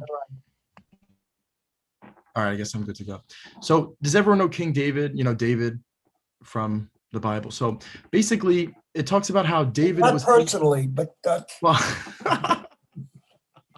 okay, so basically the section talks about how David was seen as this Messiah type, and that after his passing, that like the Jewish priests at the time insisted that God had made this covenant with David, that his dynasty would never end and all the power and all the greatness would continue. But right after he died, it crumbled, his dynasty. And a lot of people were like, why did that happen? During that time, you talked about this on Tuesday, how since the area is located in modern day Israel, right in the middle of Asia, Africa, and different ways for, people are constantly going through. So that also crushed a lot of the power that he once held. So there was this idea of like, well, why, if they had that covenant between David and God, why did, like, if he was supposed to be was between Abraham and God. Well, okay, between Abraham and God. It and was then if then reinstalled, reissued because of Moses. So yeah, so that covenant between the Jewish people and God. Sorry, that's what I meant. But so this covenant, so if they had this covenant, then why would his dynasty crumble after he died? And the reason was because they thought that it was because the promise was not kept between like Jews and God, and that Jews had sinned kind of. So since God's forgiving, like they could repent for their sins and ask for forgiveness and atone for the sins, and God would reinstitute the contract and send the Messiah, not contract, but covenant, I guess, and resend the Messiah. So according to Harris, so there are people like Isaiah, Jeremiah, Ezekiel, like these people who came, who are seen as like prophets. Well, I guess they are prophets, but they're like these military messiahs. So every time a new one came, it was like everyone thought that this could be the next Messiah. But I think Ricky sort of talked about this, but because of the political and economic colonialism, so every time a new group came in, they were like, we're taking over. That's why Harris, I know I'm all over the place here, but that's why Harris kind of compared that to the cargo cults that we talked about before. And so this like idea of the next Messiah was, Harris says it was like continually recreative because of this like exploitative system where different groups would try to colonize and attack the Jewish people. I think we have a problem with the term Messiah. That, right, the Messiahs were also called prophets, but I think it's useful to see the Messiah as a charismatic leader. And this is something that comes up with Christianity. Christianity argues that Jesus is the Messiah because Jesus is the Son of God. However, if you read the text of the disciples, of the Jesus' disciples, Jesus doesn't say that he's the only Son of God. We could all be God's children. Jesus is not making any, at least in my reading, any special claims. He's saying, Father, why have you forsaken me? Well, Father has forsaken all of them, not just him as an individual. So there are different ways of reading it. But I think the key is the Messiahs are charismatic military leaders who try to overthrow outside control, whether it's Egypt, whether it's Babylon, whether it's Greece, or whether it's Rome.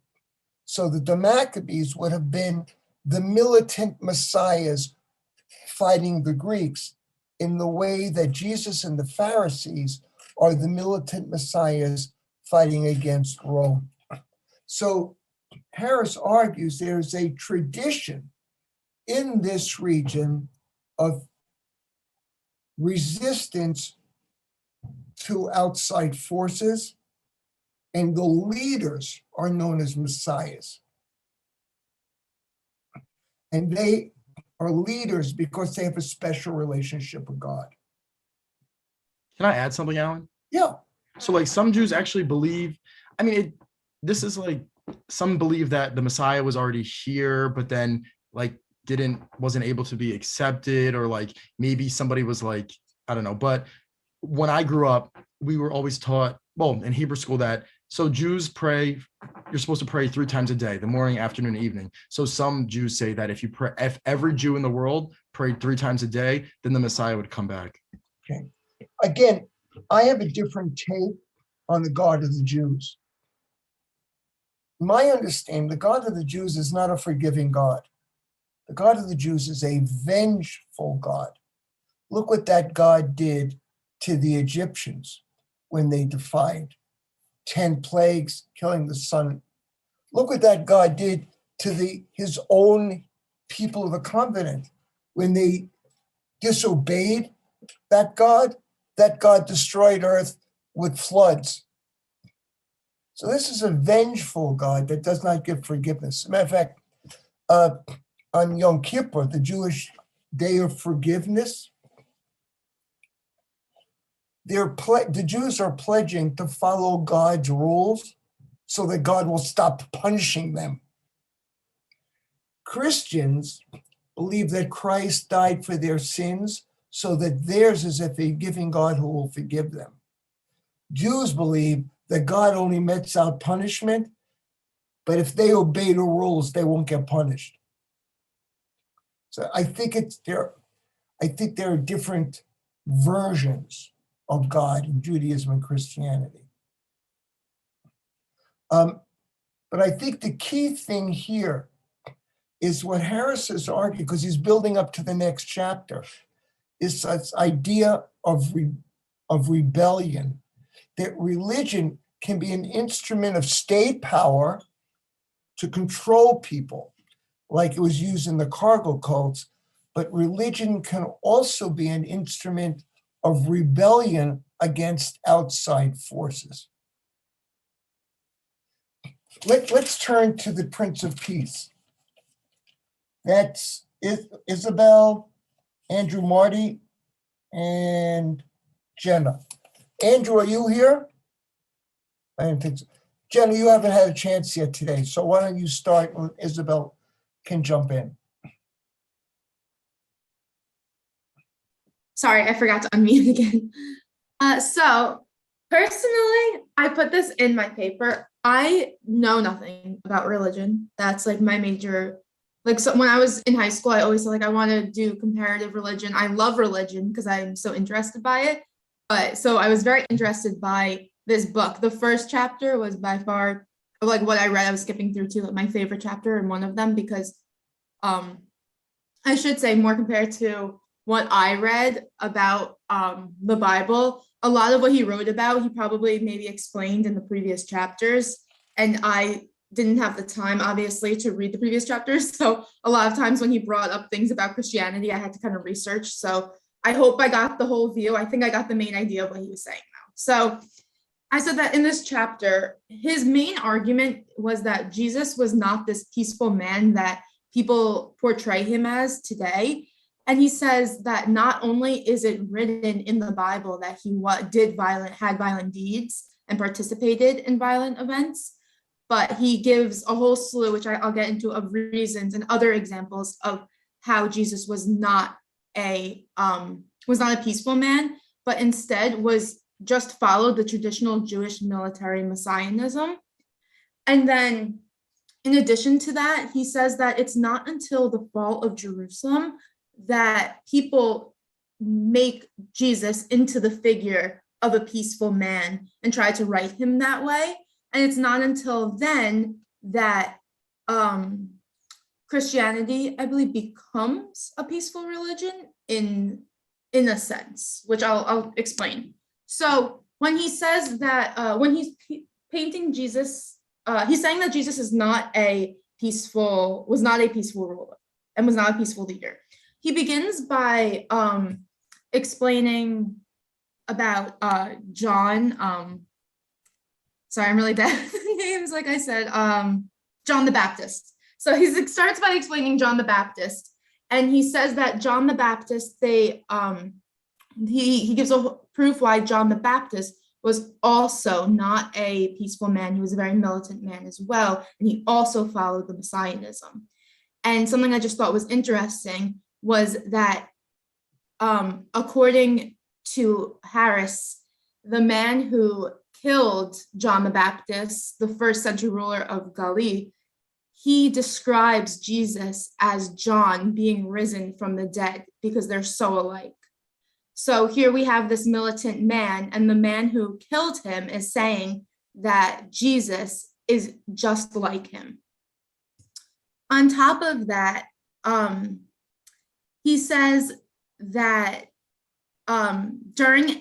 when Jesus was, I believe, in the city of Jerusalem, he was hiding amongst foreigners, and he led an attack, and he held a whip during it. That was his weapon. And he led an attack against licensed businessmen who were accepting currency for sacrificial animals in the country. So, I mean, in the States. So he led this revolt against them, and he carried a whip. He had a weapon. And in addition, Jesus had said that if his men didn't carry a sword, they should sell the shirts on their backs and buy a sword with that money, because that was what was important. So here we have this man who we today say, if you ask most Christians, and the way that, like I said, I don't know a lot about Christianity, but the way that I perceive Jesus from what I've been told from everyone else was that he was a very peaceful man. So that's what I always thought of him. I never even knew that he was in these wars or anything like that. So I think that especially amongst people who are not Christian, this is a big misconception. And for people who are Christian, this is a big misconception. And then just like one last example is that all four gospels also state that the disciples used armed resistance when Jesus was captured. And there were also a lot of cases and a lot of stories in which his disciples and some of his closest followers were also extremely violent. So do you want me to explain the reason why the fall of Jerusalem triggered the change, or do you want her to do it? Let's Izzy go, and then we'll get back to Phil. Okay, perfect.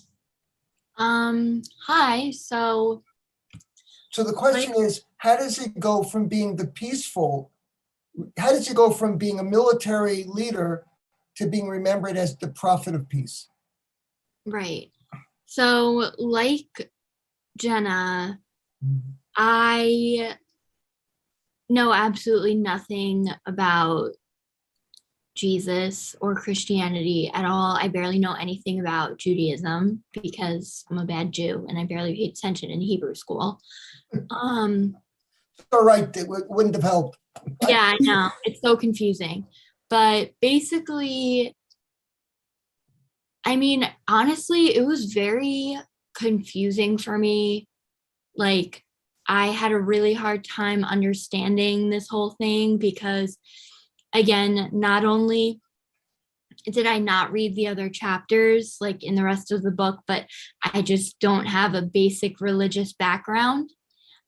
Even though I really should. So I had a really difficult time reading this chapter and understanding what was going on.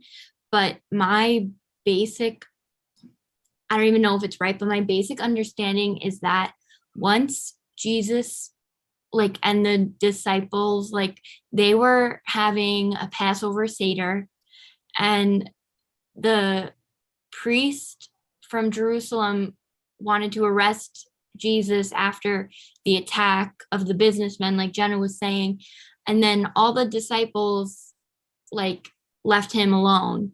They deserted him. So that was kind of interesting to me because I always thought that they were really like devoted supporters of him and followers of him. So that sorry, my throat's like really dry. So for me, that was very intriguing. But then basically Jesus was like arrested violently, and he was deserted from his disciples, and then he like was captured, and then basically everything kind of got wild after that. You know, all of there was so many there was a huge war between the Jewish sons of light and the Roman sons of darkness. And basically the Jews like totally annihilated the Romans in Jerusalem. And it was just basically, there was a lot of violence. And then like, again, it was really difficult for me to understand because like, I also don't really love the way he writes. For like personally, I just think it's very confusing. And then a lot of like, they tried to get a lot of Jews to convert to Christianity. Let me clear some of it up, all right? Yeah, I'm sorry. No, it's okay. Jesus, the militant Messiah, leads an armed rebellion in Jerusalem in an effort to drive out the Romans. They attack the economic elite and political elite who are housed in the temple of Solomon, in the center that is now not the temple. It's now an Islamic holy place. They attack it. That night, it's Passover, and the Romans capture Jesus. They put him on trial. They sentence him to death. Because he has been captured and defeated, he is abandoned by his supporters who believe he wasn't the real Messiah. He was a fake Messiah. Why? Because he lost. He is crucified. He dies. His final group steal his body so that he could be given a sacramental burial. The legend becomes that Jesus rose. It spreads through the Eastern Mediterranean as a Jewish sect. So the original Christians were Jews who also believed that Jesus was the Messiah. If that was the case, the religion Christianity would have died with them. Joe? Yeah, I just had a question about the whole rising of Jesus. I know there's some explanations that talk about how it like lines up agriculturally too, with like the I guess the cycles of like the sun and stuff like that, and how farming went in that area. I don't know if that's true or not. I was just something I heard. I don't know. Again, someone else had their hand up. Christina. I just have another question. I know like the other day, Monday or Tuesday, we were talking about how there's no actual historical evidence that Jesus was a single person. So if we're talking, my question is, if that's the case, then how did we get this story? Like, I know we have the story of him rising from the dead from the Bible, but like, where is this coming from? Very good. Josephus is a Roman historian, and the works of Josephus survive. So we know that the Jesus cult spreads in the Eastern Mediterranean through Jewish communities. However, it would have died there, except disciples made a couple of strategic decisions that ended up making it possible for that particular religious sect to become transformed into Christianity. The first, the story is that Jesus said, I will build my church on Peter. Peter is the founder of the church. But Paul is the founder of the religion. What Paul does Jenna? No, I was just gonna piggyback off of Christina because now I'm very confused too. I forgot that when I was reading, I had the same question because when on Tuesday or whatever, we were saying that like there is no proof that Jesus was alive. There's Right. no proof that there's someone named Jesus. But Right, now because I the have stories are not written for 200 years. okay. That was so what Harris is using about this about the militant situations that wasn't written for 200 years. Okay, the Dead Sea Scrolls are evidence of militant messiahs Right. in that region, Right, but not directly of not Jesus. directly about Jesus. Okay. But the story, the biblical story of Jesus fits into the stories of the Pharisees and to the other Hebraic prophets that are in the Old Testament. Thank you so much. That clears so much up. Now, what Paul decides is that the cult of Jesus must expand beyond the Jews. So Paul creates a universal religion. He proselytizes that if you believe in Jesus, you will go to heaven. And he opens it up so it's not just Jews who can believe in Jesus, but it's anybody. So the religion begins to spread. About half the population of ancient Rome are enslaved. So these beliefs spread beyond the Jewish communities, and it spreads into the enslaved population. The belief that in the other life you will get your reward. This change that anybody could become a Christian, not just a Jew, and that you will get your reward in the afterlife, make it attractive to the slave population of Rome. So it begins to grow. There are other religions that in the Roman Empire as well at the same time. Saturnella, which is a kind of animist religion, Zoroastrianism, which is a Persian religion, and they're competing. The next shift is that around 1300, the Roman Empire is splintering because it is too diverse and it is too large. Constantine, as emperor, decides that rather than having diverse religions, if there's one official religion, it will unify the empire. Christianity succeeds in getting picked as that unifying religion. There are different stories. One story is that Constantine's mother had converted. But the reality is that it could have been Christianity, it could have been Saturnella, it could have been Zoroastrianism.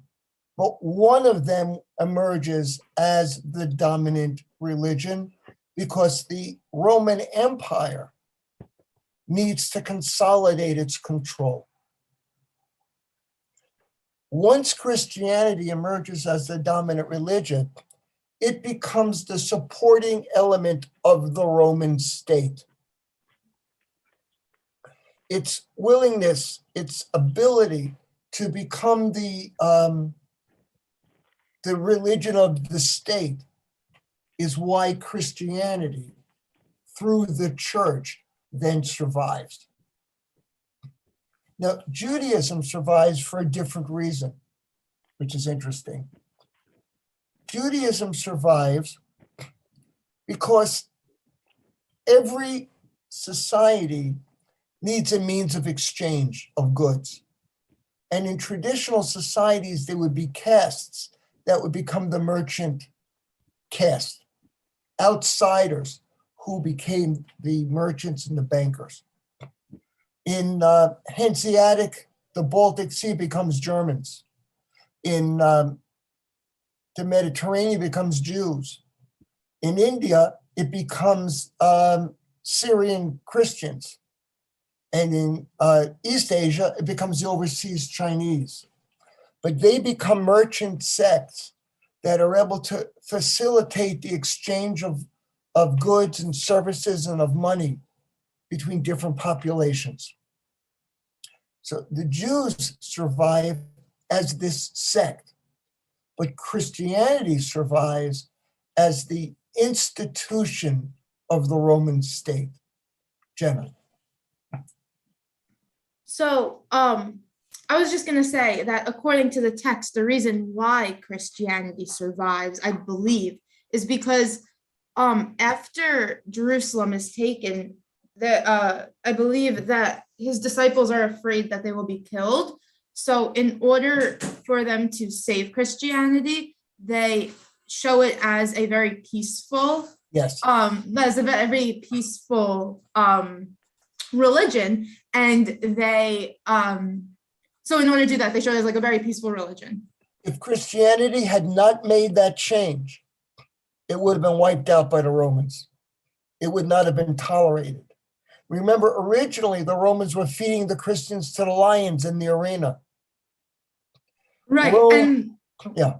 Oh, so I was going to say, so like, that's why they say they want Jesus to be the Messiah they wanted to say, oh, well, your Messiah might be really vicious and really violent, but our Messiah was peaceful. And that's why they is forgiving. Exactly, yes. So what you have is this transition that takes place from a vengeful God and a militant Messiah to a forgiving God and a peaceful Messiah, from demanding equality in the world today to demanding a heaven where we can get our rewards later. I may be poor, I may be beaten, I may be a slave, but if I embrace this religion, I will go to heaven and have my better life. Now, did someone sit down and think it out? Very unlikely. They didn't have media strategic. It is likely that it evolves, and if it had not evolved, it just would have been another discarded sect. And we would all be Zoroastrianisms or Saturnalians now. One example of how Christianity changes, according to the New Testament, when is Jesus born? Come on, people. Christina, Christmas Day. when is Jesus born? Year zero. Oh, no, actually, there is no zero. That goes put in Alana. Wasn't it like 4 AD? Okay, but what season is Jesus born? Oh, winter. Is Jesus born in the winter? Think of the manger scene. Who's in the manger with Jesus? Melissa? I was going to say, wasn't he actually born in like the summer? Not the summer. What's in the manger with Jesus? Jesus is the lamb. In the manger are baby lambs. When are baby lambs born? Spring? In the spring. Jesus, if there was a Jesus, was probably, the figure would have been born, at least from the biblical story, in the spring. Why is the birth of Jesus celebrated at December 25th if the story of Jesus's birth takes place in the spring? Melissa? Because I think it's when Augustine came into power. He made December 25th the day that they were going to celebrate Christmas. But why? Because it used to be, Saturnalia used to be a whole pagan celebration, and it ended on December 25th. And so just to kind of spread Christianity and just kind of like remove like the pagan practices, he decided to make December 25th a Christian holiday. Very good. What does Christmas mean? It's 2 words, right? What are the 2 words? Christ, Mass. Right. It's the Mass celebrating Christ. It is not the birth. Over time, Christmas becomes the Mass celebrating the birth of God. But again, the Saturnalia comes at the time of the winter solstice. Christians already had a spring holiday, Easter. To compete with Saturnalia and the other religions, they decided they would celebrate Jesus's birth at the time of the winter equinox.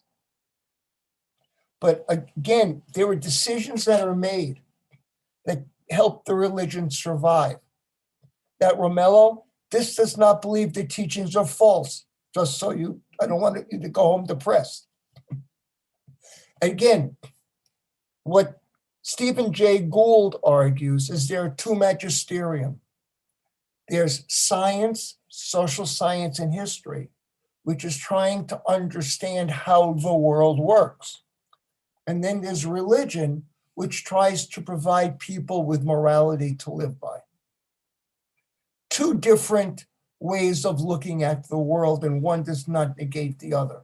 Romello, you could be a historian and a Christian. One is about belief, and the other is about science. So there are people who combine them both, so I don't want you to be sad.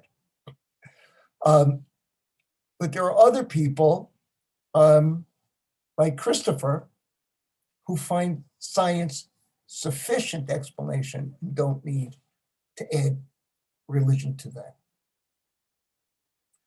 But what do your parents think about that? I mean, as a kid, I started becoming, I guess you could say, a little more agnostic in the 8th grade, and they weren't having that. The terms were, if I lived under the roof, I had to at least be confirmed Catholic. But then since then, as I've grown up to be an adult, they've kind of respected my opinions. All right, why don't we break for today? Now, get the Harris points in. We'll continue with Harris. We didn't do the witch craze on Monday. I'm also, and then we're going to shift to introduce Diamond. Now, just the Diamond reports are due next Thursday. I just want to go over who's doing what on Diamond. Hannah, Victoria, Christina, and Melissa, you're doing Eden. It's the unit. It's about 6 chapters there, 4 or 5. You can get in touch and figure out how you want to divide it up. Christopher, Romello, Chris, Tiffany, you're doing agriculture, foods. Ryan, Isabel, Anwar, Alana, and Richard, you're doing Guns, Germs, and Steel, the collision of the continents. Oh, I'm sorry, Alan. I thought you had me listed for part 4 in the original email. Maybe I may have misread it. That's okay. Yes, I did. You're right, Anwar. You're part for the world. Okay, thanks. Okay, the world is Isabel, Andrew, Anwar, Joseph, and Jenna. What I'd like to do is to break you up into groups so you could figure out how you want to divide up the diamond piece. All right? Alan, just to clarify really quick before you put us into breakout rooms. Yeah. So we don't have to read that whole part that you assigned us. We just have to read. No, you have to read the whole part, but you'll divide up how you want to report on it. Oh, okay. Okay. Alan, did you say my name? Jason, of course. You're in Guns, Germs, Steel. Okay, cool. Thanks. Alan? Yes. In the original email, you had me in from Eden. Okay, I'll move you back then. That's okay.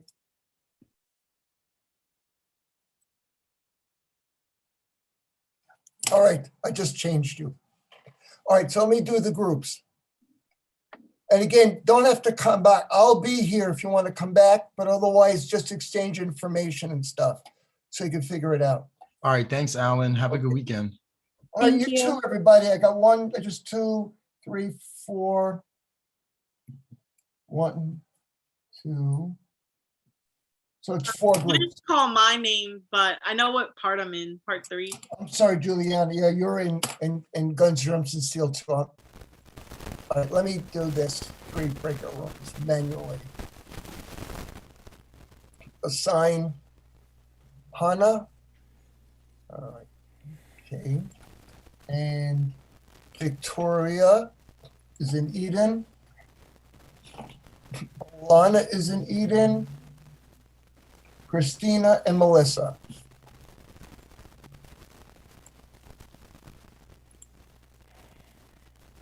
Breakout room 2 is food, is Christopher, Romello, Chris, and Tiffany.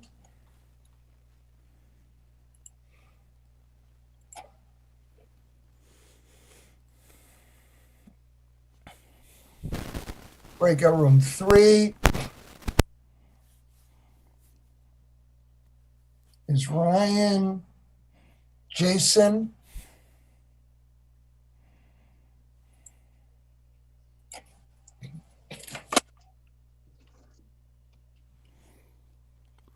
Juliana, and Richard.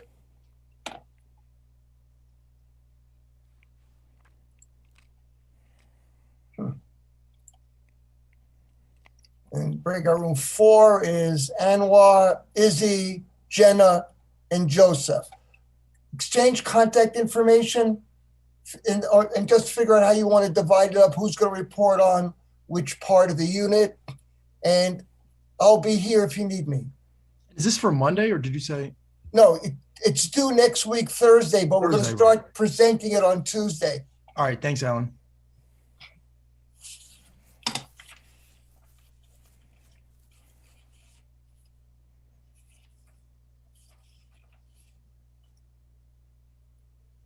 Chris, join your room. There you go.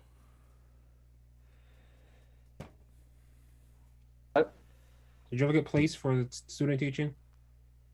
I'm student teaching next fall of 20 this next fall. Is that because you didn't get placed? No, that's just because this is just like the second semester, so I still have to take a load of spring courses. Mm. But I didn't get I still have observation for spring, and I didn't get placed for that yet. So You weren't the one I was talking to about coming to my district? oh no. Oh, never mind. I'm sorry, I confused you. Never mind. Forget what I said. No, look at me. I did my time last spring. I'm done.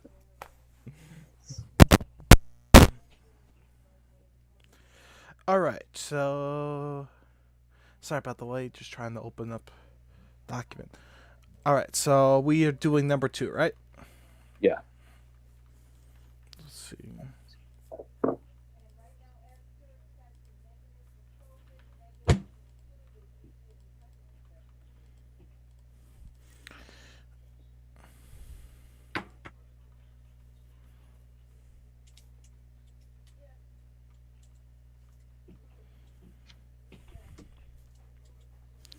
So it looks like there's 1, 2, 3, 6 chapters. Recording in progress. Okay. So someone's missing. Anyway, it's a big. Yeah, Tiffany. Hmm? Tiffany's missing, I believe. Okay. So this is the rise and spread of food production. Farm power. It's 1, 2, 3, 4, 5, 6. There's 7 chapters. So on Thursday, that's when the written report is due. But on Tuesday, we're going to be discussing the book. So what you want to do amongst the 4 of you is just decide who's going to be responsible for each piece. And that's it. So we'll meet on, no, Romello, what I did is I contacted all 3 teachers that they interviewed were Hofstra grads. Because we sent them contacts. This is for Newsday, you said? It was in, no, that was on CBS Channel 2. Okay, yeah. And then I'm not sure, a news day, it'd probably be Sunday. I mean, I don't have control over who they pick, Mm-hmm. but we reckon, I got them in touch with people I thought would be interesting. Okay. All right.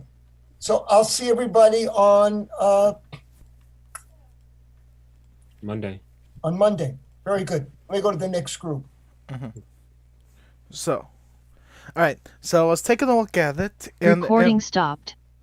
It appears chapter 4, 5, and 6 are actually kind of short. So I think whoever does, one person should do the first 3 because they're actually a little bit shorter than the other ones. And then everybody else will just take 2.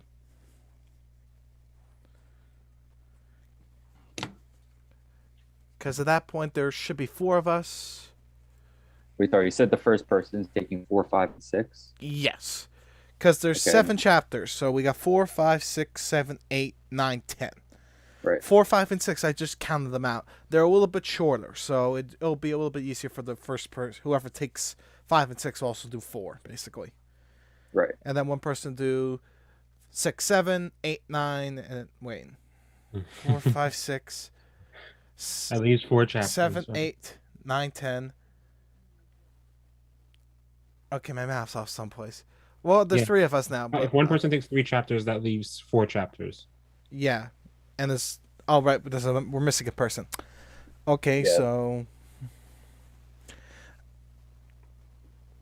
I don't know.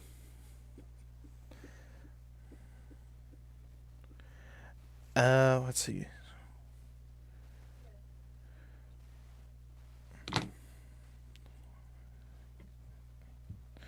So there's 7 chapters, and there'll be 4 of us.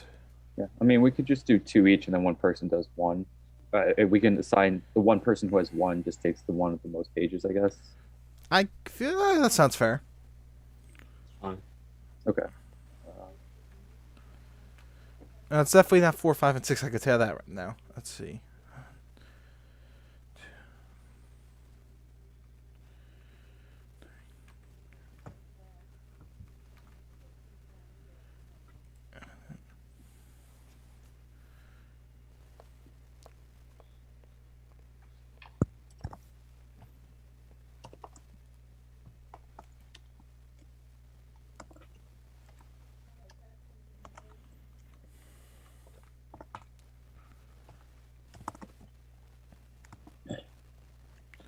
So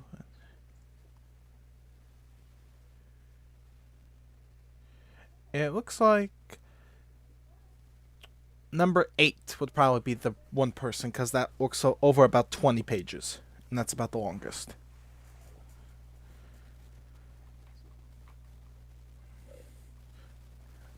So it'll be 4, 5, 6, 7, 8, and then the last person takes 9 and 10. I mean, does anyone... Yeah, prefer? I could take 8. It's not a big deal. All right.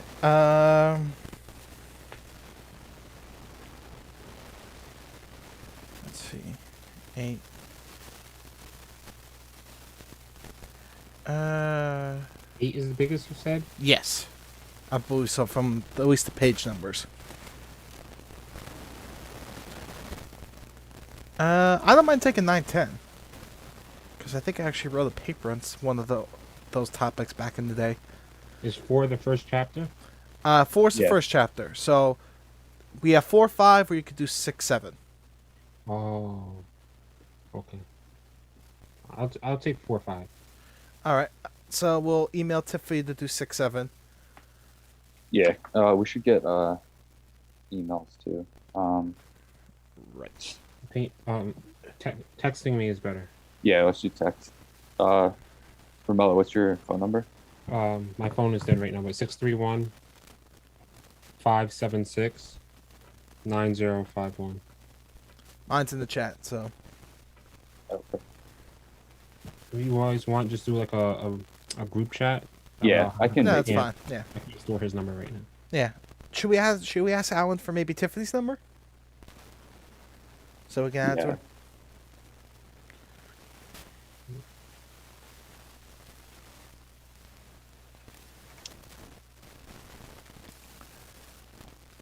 at least your email or something. Yeah.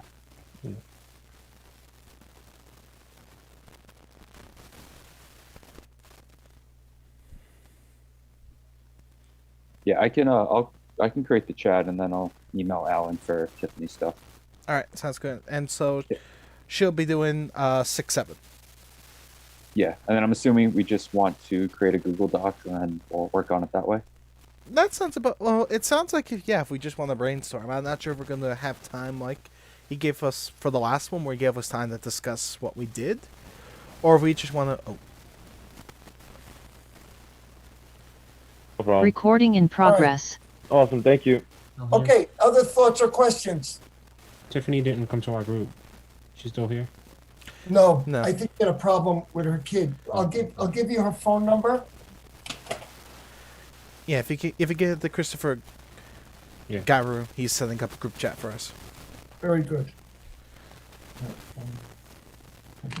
Alan, I'm just gonna email you my Prince of Peace paper tomorrow. That's okay. Try what they suggested. Maybe you can. Yeah, figure I it out. did. I couldn't find it. All right, Chris. Yep. Tiffany's number is 516-279-7444. Perfect. Thank you. All right. All right. You know, Krista, most of the Korean people I know, they're Presbyterian was very big in Korea. I know. I think like Buddhism is becoming very popular now in Korea. In Buddhism, what happens is the Protestant sects sent missionaries to Korea. I guess during the Japanese occupation. Mm-hmm. So a lot of the Korean churches, at least in New York City, are Presbyterian. Right. I mean, you see some Baptist also. You don't see, I don't see that many Roman Catholic Korean. You don't have churches, but what you would have is a mass in Korean at a Roman Catholic church. That I haven't seen in the city, but maybe more. Yeah, I know. Well, my dad's German Irish, so he comes from a very Catholic family. Ah, okay. That's the connection. All right, that explains that. Yeah. Other questions, other thoughts? I think we're good. Yeah, I think we're Okay. good. Yeah. All right, here's Tiffany. She's back. All Hi, right, Tiffany. Tiffany, they just wanted to connect with you. Sorry about that. I'm sorry. What did I miss? Oh, we just assigned the chapters. I'm gonna create a group chat. I have your number, so we can discuss it there. Yeah. Basically, Perfect. Tiffany, you're going to cover chapters 6 and 7 in Diamond. Okay. All right. Got it. So yeah, I guess we'll make a group document and then just write down what your notes for your chapters. Yep. I'm assuming we're going to end up talking about each of our chapters for our group unit. Great. Yes. That's a lot. All right. All right, good night, everybody. I'm going to turn it off. I had a question. Oh, I know what. Yes. Oh, just wanted to be sure that your commentary, I didn't see a grade, but if it's what you said in the beginning, then I'm assuming that Hannigan is on time. It was an A.